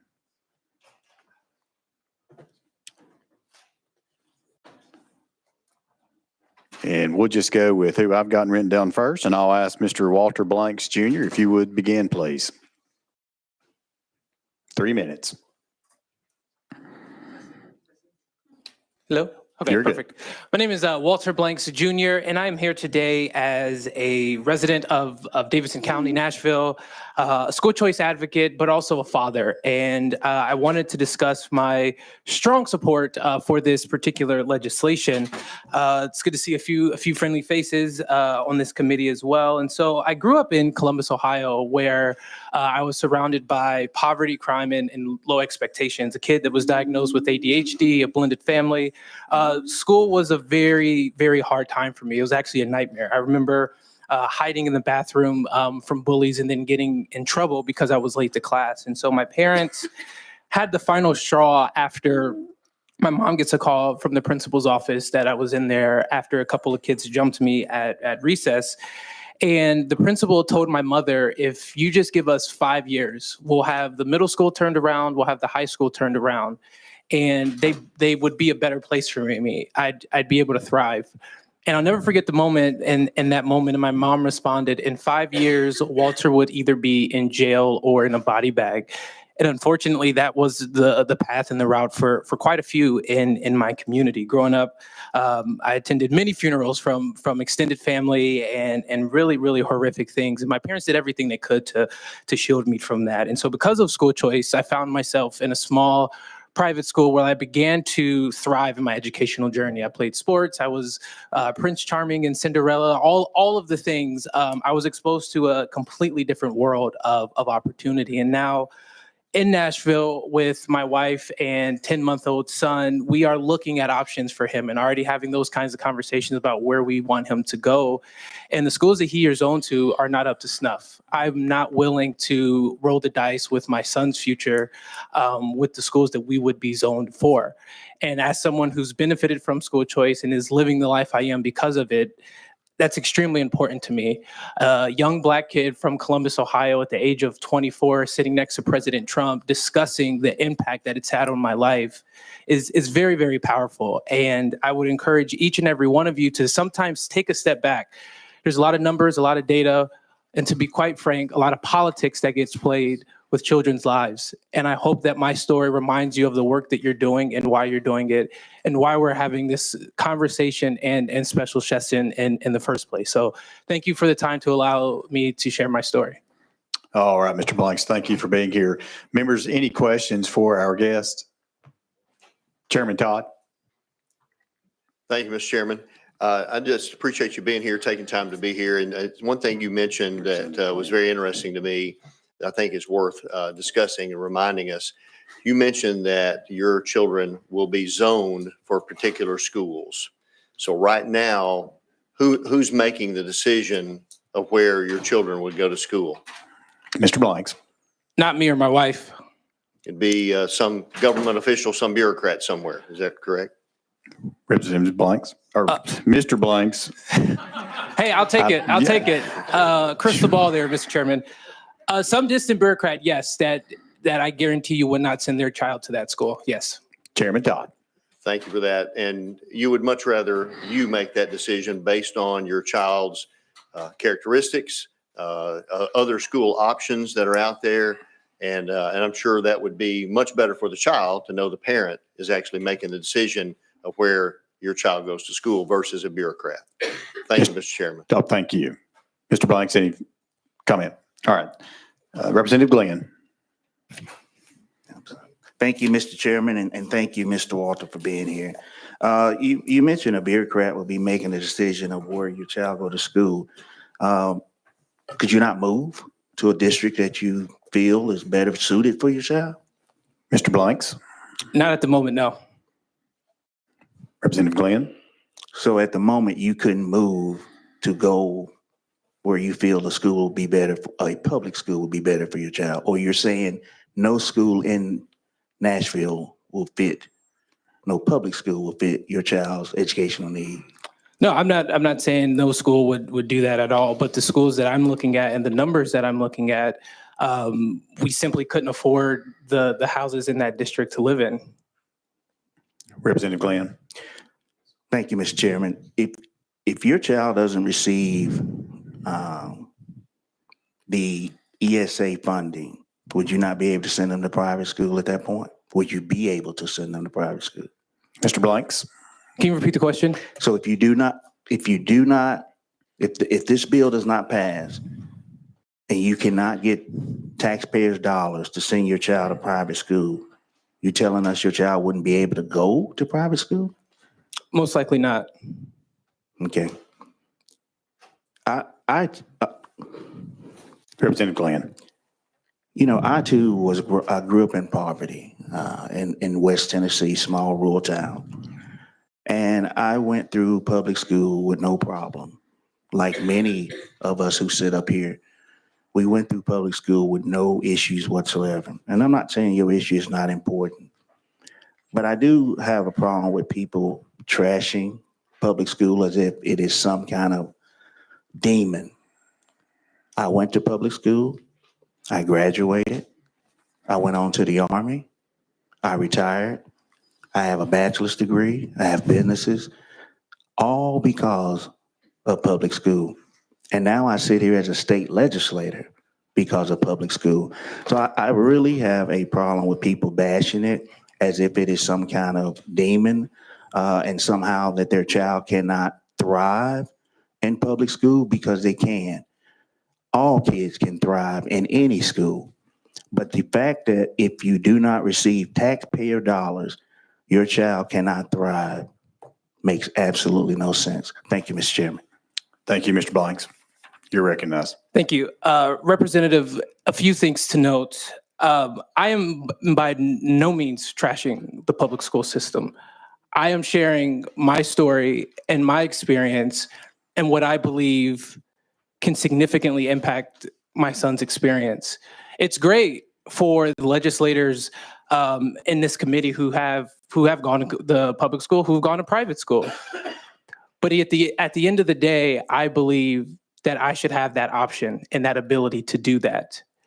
And when it comes to this particular issue, who knows? I don't know where I would have been without the opportunities that I've been afforded. And it all started with my education. And so once again, private school works for some, public schools work for some. The bully that I referenced in my testimony is now in the NFL making way more money than I am. Never stepped foot in a private school. His public school worked for him. It simply did not work for me. All right, thank you. Representative Parkinson. Thank you, Mr. Chair. Brother Blanks, good to see you. I have the same smile on my face too. Yeah. You went to private schools in Ohio, am I correct? You're recognized, Mr. Blanks. Correct. Yeah, okay. And the, if I'm not mistaken, the last report that I read about the Ohio voucher program, I think they're close to $1 billion in, and it said that those students that came out of the public schools didn't fare as well under, those that had vouchers that went to private schools didn't fare as well from a performance standpoint. And I think I shared that with you last time you were here, if I'm not mistaken. Mr. Blanks. Correct. Right. So there's no guarantee that individuals coming out of public schools with a voucher will improve academically. And as a matter of fact, if I'm not mistaken, there's been precedent set in not just Ohio but Arizona that said where this says that the performance is not necessarily better than the schools that they came out of. But I have another question. And let me qualify. So out of transparency, I think I'm the poster child for school choice in here, even more than you, Brother Blanks, because my daughter went to private school first, charter school second, and traditional public school in her middle school and high school years. So I'm the poster child for school choice because I actually made the choice, and I get it, but I had the resources to make the choice. $7,000 is not enough resources to actually exercise a true choice. I look at, the private schools that exist in Memphis, and none of them that I know of will take your child for $7,000. The other thing I want to ask, and is there something going on with my microphone, or is that Leader Lambert messing it up, but it's going live? What's going on? My mic is stuck. Okay. So my question to you is, you mentioned that you're happy to have the choice as a parent, and I don't want to put words in your mouth, so I want to make sure I'm being accurate with what you're saying. Am I correct in that? Yes, sir. Correct. Mr. Blanks, you recognize. Correct. Okay, but my question to you is, do you really have the choice? Because you don't decide whether or not your child gets into that private school. It's the private school that decides whether or not they accept your child. Am I correct or incorrect in that? Mr. Blanks. Thank you. Thank you for that question, Representative Parkinson, and it's good to see you again. I would have significantly more choice from a plethora of private schools than I would at the public school, where it's one K through 5, one middle school, one high school. Representative Parkinson. Thank you, Mr. Chair. And I would like, for the record, to correct that, because Metro Nashville Public Schools actually they have choice. And I think you can apply to go to or try to go to any school almost in the Metro Nashville education complex. And same thing in Memphis. And Memphis has choice, and they got great schools in Memphis Public Schools also. And so, I exercise that choice. But again, I will go back to this point. If the public schools the private schools under this voucher program have the right to deny your child admission, whether you have a voucher or not. Am I correct? Mr. Blanks. Thank you. The private schools have their own admissions process for that, yes. And so, and thank you. And so it's not really your choice as to whether or not you want to send your child to that private school. It's that private school's choice as to whether or not they will admit your child. And that's factual, is it not? Mr. Blanks. The argument that I'm making is, without school choice, I have one option. Period. Where I live right now, I have one option. But that's not true. Because even with... You're fine. Okay. I'm sorry. Mr. Blanks, go ahead. Correct me if I'm wrong. The open enrollment, which you were discussing, public schools have to opt into that. It's not expanded across the board. And so for me, if I need something for my child, regardless of what it is, I should have that access. That's the argument that I'm making. Excuse me. No, go ahead. And if one particular situation doesn't work, I should have the ability to look elsewhere. Representative Parkinson. Thank you. And I'll wrap it up with and you have that ability to look elsewhere, whether this bill exists or not. But you don't have the say as to whether or not your child gets in that school. And I just want us to, if we're going to have the conversation, let's have the conversation in honesty and truth. This is not parent choice. Yes, the parent has a choice to take their child to shop them around to any schools. They have that choice right now. But when it comes to that child being admitted to that school, the parent has absolutely no choice in that, no say in that, no authority in that. The individuals that are running these private schools, they will have the final say. And let's say if your child has an IEP, I'm not sure, I'm not saying it does, or let's say if there is a child with an IEP, or a child that has a conduct issue, or a child that has a grade issue, you know, those children in a lot of cases will not be admitted to those private schools with a voucher or without a voucher. And that's just the truth of the matter. And I just want us to have a conversation in truth and be honest with what we're saying. And it's okay. You know, it's okay. But you know, I think it's important that we lay that out there, that this is not parental choice. This is private school choice. And thank you, Brother Blanks. Good to see you again. Representative Parkinson, are you finished? I'm so sorry. Okay, Mr. Blanks, did you want to respond to that? No response. Okay, Representative Clements. Thank you, Mr. Chairman. I just want to be clear. I know this gentleman has testified a couple of times today and he's introduced himself. And I didn't hear him talk about the fact that he's paid by American Federation for Children as a national spokesperson. He introduced himself as an advocate for school choice, but he didn't mention that he's paid to advocate for school choice. So I just want to make sure we have that on the record. Thank you. Mr. Blanks, I'll let you respond. Thank you, Mr. Chairman. Representative Clemens, I am a contractor for AFC, and my contract specifically deals with our fellowship program, which we take college students who have benefited from various school choice programs and teach them to share their stories on the national level. There is absolutely nothing in my contract that AFC and I have agreed to that deals with what I'm doing today. I am here in my own capacity.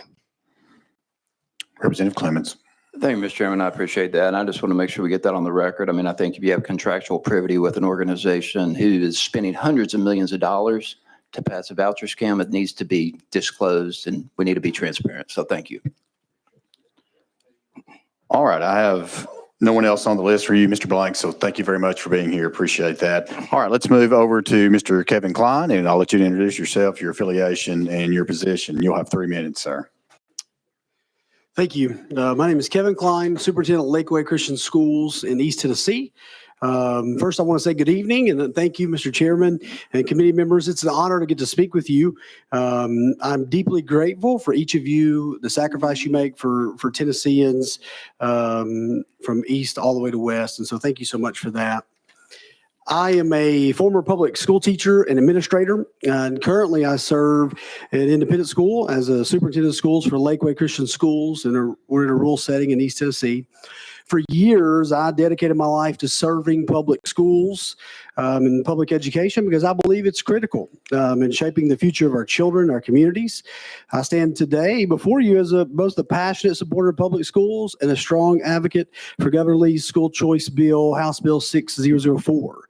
Supporting this bill is not about choosing one type of school over another. It's about empowering parents and families to make the best decision there for their children's education.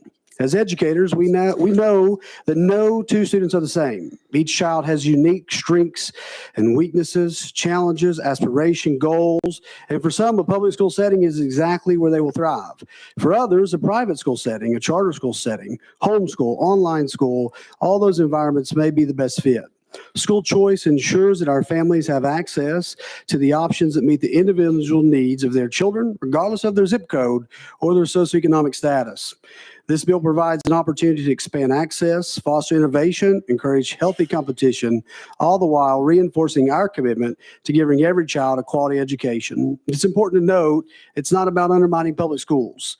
It's about complementing them and ensuring that we all work together to serve the best interests of all students. As a former public educator, I can testify to you that the fact when I have parents that have the tools to choose the best path for their student, everyone benefits. Students, schools, and communities. This bill is a step forward for a more equitable and student-centered education system, and I urge you to support this bill for the sake of Tennessee's children. Thank you for your time and your commitment to Tennessee. All right, thank you, Mr. Klein. Certainly good to have you here and nice to see you again. Members, any questions for our guest, Mr. Klein from Lakeway? All right, if not, thank you, Mr. Klein. Appreciate it very much. All right, our next speaker, Miss Betsy Henderson, is that Yes, correct? sir. That's All correct. right. Yes. If you'll just Thank you, introduce Mr. yourself. Chairman. Good evening. My name is Betsy Henderson. I'm the chair of the Knox County School Board, a proud parent of 2 public school children, and a graduate myself of Tennessee Public Schools. But I want to be clear, I am here in my individual capacity as a parent. Too often, we find ourselves divided into 2 camps, for or against public schools. As someone who values and supports our public schools, I reject this political framing. It's time for us to shift the conversation to what truly matters, what is best for our children. Education is about building a future where every child has the opportunity to thrive. School choice is a pathway to open doors of opportunity, especially for families who lack resources. It allows parents to make decisions tailored to their child's individual needs. Imagine the relief of a mom struggling to find the right school for her child who struggles with dyslexia, or a low-income family seeking a better environment for their bullied child. Every child is unique with distinct learning styles and needs. Education should be the great equalizer, and it is the most powerful tool we have to achieve the American dream. By embracing school choice, we empower parents to choose the best educational path for their children, regardless of income or zip code. Opponents argue that school choice drains resources, yet our children's education cannot be a zero-sum game. In Knox County schools, we had 3,000 students unenroll in 2020. 3,000 students. Yet our school budget increased by 35% over the past 5 years. This is largely due to all of you and our governor investing in public education, demonstrating that we can support both public schools and school choice. We cannot allow another year to pass without giving every family this freedom. Our children are only young once, and they cannot afford to wait. Thank you, Mr. Chairman. All right. Thank you, Ms. Anderson. Members, any questions for our guest here, Chairman Zachary? Speaker Zachary. Thank you, Mr. Chairman. I just want to say, Madam Chair, thank you for being here. I appreciate the way you lead the Knox County School Board. I'm thankful for the investment that our school board makes, thankful for the investment of our community. In the last 3 years, the graduation rate in Knox County has gone from 89% to 93%. So I'm thankful for this body and the continued investment in education, the billions that we're pouring in, and our commitment to public education. I'm thankful for your leadership. Thank you, Mr. Chairman. All right. Ms. Henderson, if you'd like to respond. I just want to thank Representative Zachary for his leadership as well in Knox County. All right. We're fortunate to have a delegation we work closely with. All right. Thank you. Chairman Clements. Thank you, Mr. Chairman. I just wanted to confirm, I'm not sure, I think you're on the Knox County School Board, is that correct? That's correct, but I'm here in my individual capacity. Right. And I just want to confirm, the Knox County School Board, which I think now that it's partisan is majority Republican, and didn't the school board just recently vote against the voucher? Unfortunately, yes, that is correct. Okay, thank you. All right. Further discussion, further questions for our guests? If not, I'd like to thank each one of y'all for taking the time to be here. Thank you very much. All right. So without objection, we're going to go back into session. Representative Parkinson. Mr. Chairman, question on the bill.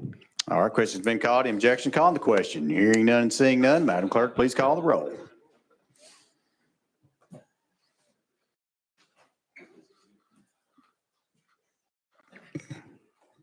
Representative Baum.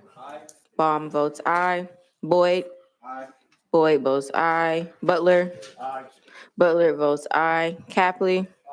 Capley votes aye. Chisholm. Chisholm votes no. Clemens. Clemens votes no. Cochran. Cochran votes aye. Crawford. Crawford votes aye. Faison.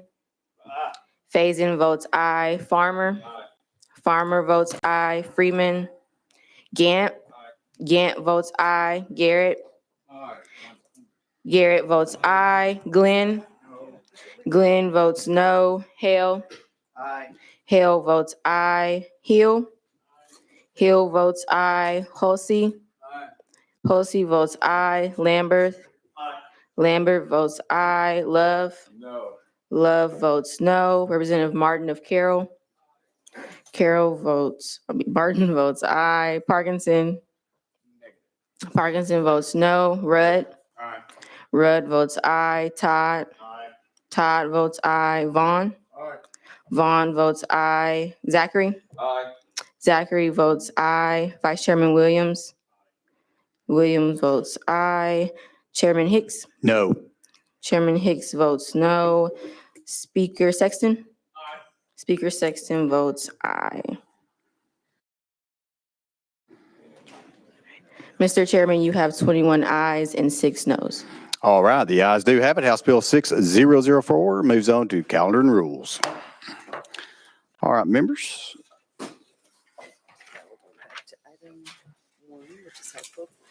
All right, that brings us back to item number 1.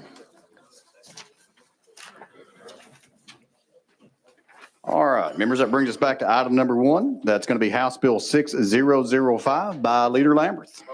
You have a motion and a second. Yes, sir, Mr. Chairman, this is the appropriation bill. I know we have discussed many of the details in this, but it is a bill that includes approximately $910,390,700 in spending. That is included with the Education Freedom Scholarships at $148.6 million, $198.4 million on non-recurring teacher bonuses that go again directly to the LEAs and then to about 86,000 teachers. There's $62.7 million that would go in recurring funds from the lottery, from the sports wagering fund that comes in, as we've discussed earlier. That's the estimate for this year on that. There's $110 million non-recurring that goes to assist with the 5% match for Hurricane Helene interest payment funds that would pay up to 5% of any interest on any kind of loan that was out there. There's $100 million in non-recurring funds for the Future Disaster Relief Fund. There's $240 million that is going directly to local disaster relief in Northeast Tennessee for hurricane relief in specifically that area of our state. There's $20 million that will go to assist with the reconstruction of the Hampton High School that is non-recurring, but the Hampton High School would have, similar to what happened with Waverly and other schools that have occurred in this state, that would go specifically for Carter County for the Hampton High School on that. Sevier County, for years, we've had an issue where, because it is a tourism district, the way that the structure of the TSIP program works, their actual payments from the state of Tennessee per pupil are significantly less than virtually any other county. And so we would again invest a recurring amount of $6.2 million to Sevier County to try to true that up so that it matches more with what other counties get. For high-performing schools, we've discussed this before, but there's $17 million in this for those schools that have 50% or more of their schools at an A letter grade. That's a big deal. If your school district has met that criteria, that's a big deal. And there are school districts throughout the state that meet that criteria, and we want to reward that type of excellence. The immigration bill that this committee has not heard yet, but if it were to pass, again, if it were not to pass, these funds would revert back to the general fund. There is non-recurring grant funds of approximately $5 million, just over that. And then there's safety positions of $545,700. When that bill hopefully does make it to this committee, I'll go into the fact that those are on a sunset provision. And so that sunset would be roughly 4 years from now. And then there is a bill that I know was rolled today, I think, or if it hasn't been rolled out, I think the sponsor may roll it, that is $1.9 million for direct assistance to individuals on property assessment. If the sponsor goes forward today, that is in the bill. If it were to go forward tomorrow, that is actually in the appropriations bill. Thank you, Mr. Chairman. I stand ready for questions.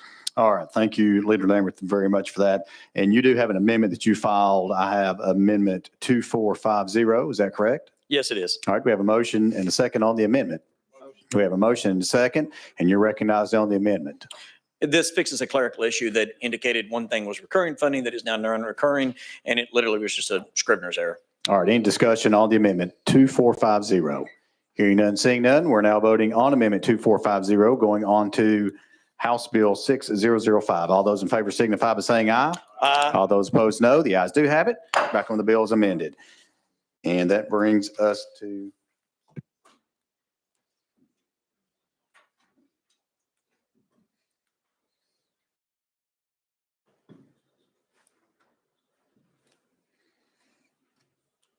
I messed something up. Okay. Thank y'all for hanging in there with us. Okay. Okay, well, a lot of moving parts up here. And so, Leader Lamberth, I think you described, what you described was actually a few minutes ago was the administration's amendment. So I know you know they have another untimely file that I think you described. So we'll come back to that in just a second, the untimely file. All right, so right now we're back on the bill as it was amended. And so we have another amendment, a second amendment that's on there, and it's been filed by Chairman Clemens. And Chairman Clemens, just to make sure that I have that drafting code right, I have 2421. Is that correct? Yes, Mr. Chairman. All right, we have a motion to second. We have a motion and a second, and you're recognized, sir. Thank you, Mr. Chairman. This amendment simply strips out the voucher bill language from the fiscal, from this Appropriations Act. I don't think that any member of this body should have to vote on this voucher bill with all the disaster relief and other funding that is set forth in this Appropriations Act.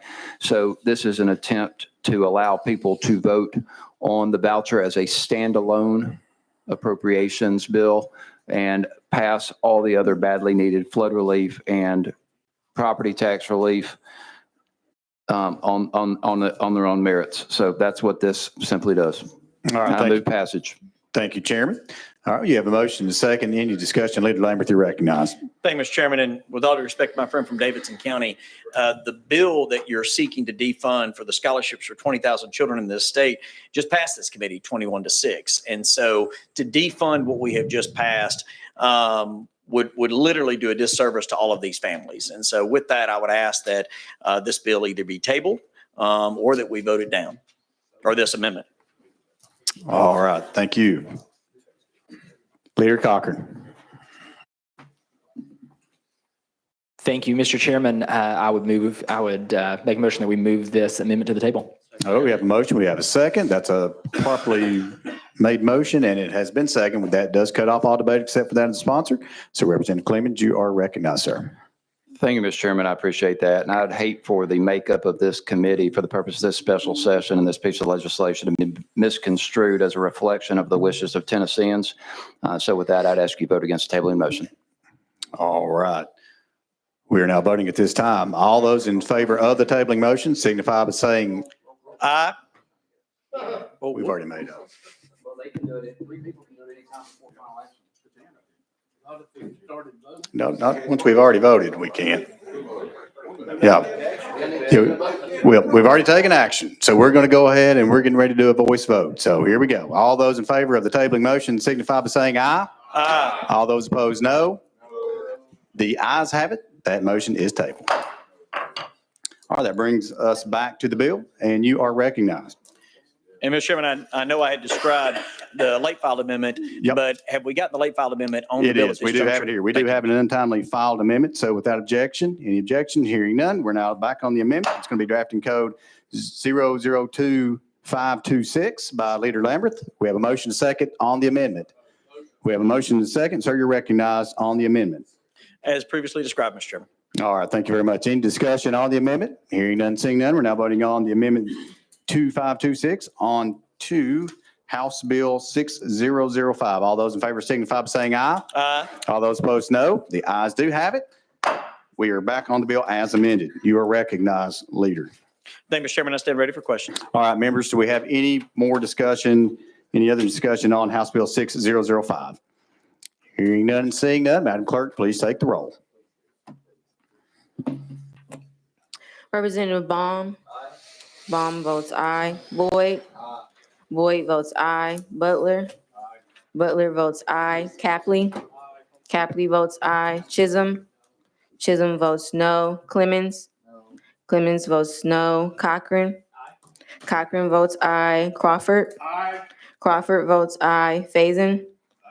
Faison votes aye. Farmer. Farmer votes aye. Freeman. Gant. Gant votes aye. Garrett. Representative Garrett.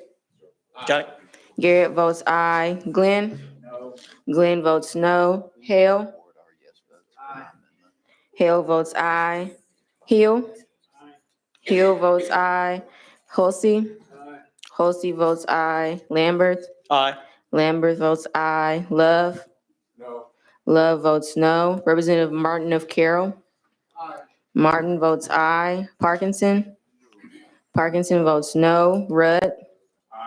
Rudd votes aye. Todd? Todd votes aye. Vaughn? Vaughn votes aye. Zachary? Zachary votes aye. Vice Chairman Williams? Vice Chairman Williams votes aye. Chairman Hicks? Aye. Chairman Hicks votes aye. Mr. Chairman, you have 21 ayes and 5 noes. All right, and the motion passes. So House Bill 6005 moves on to calendar and rules. All right. Members, we stand in recess until immediately following Gov Ops for tomorrow. Without objection, so moved. We need to do something we don't. I think you'll already.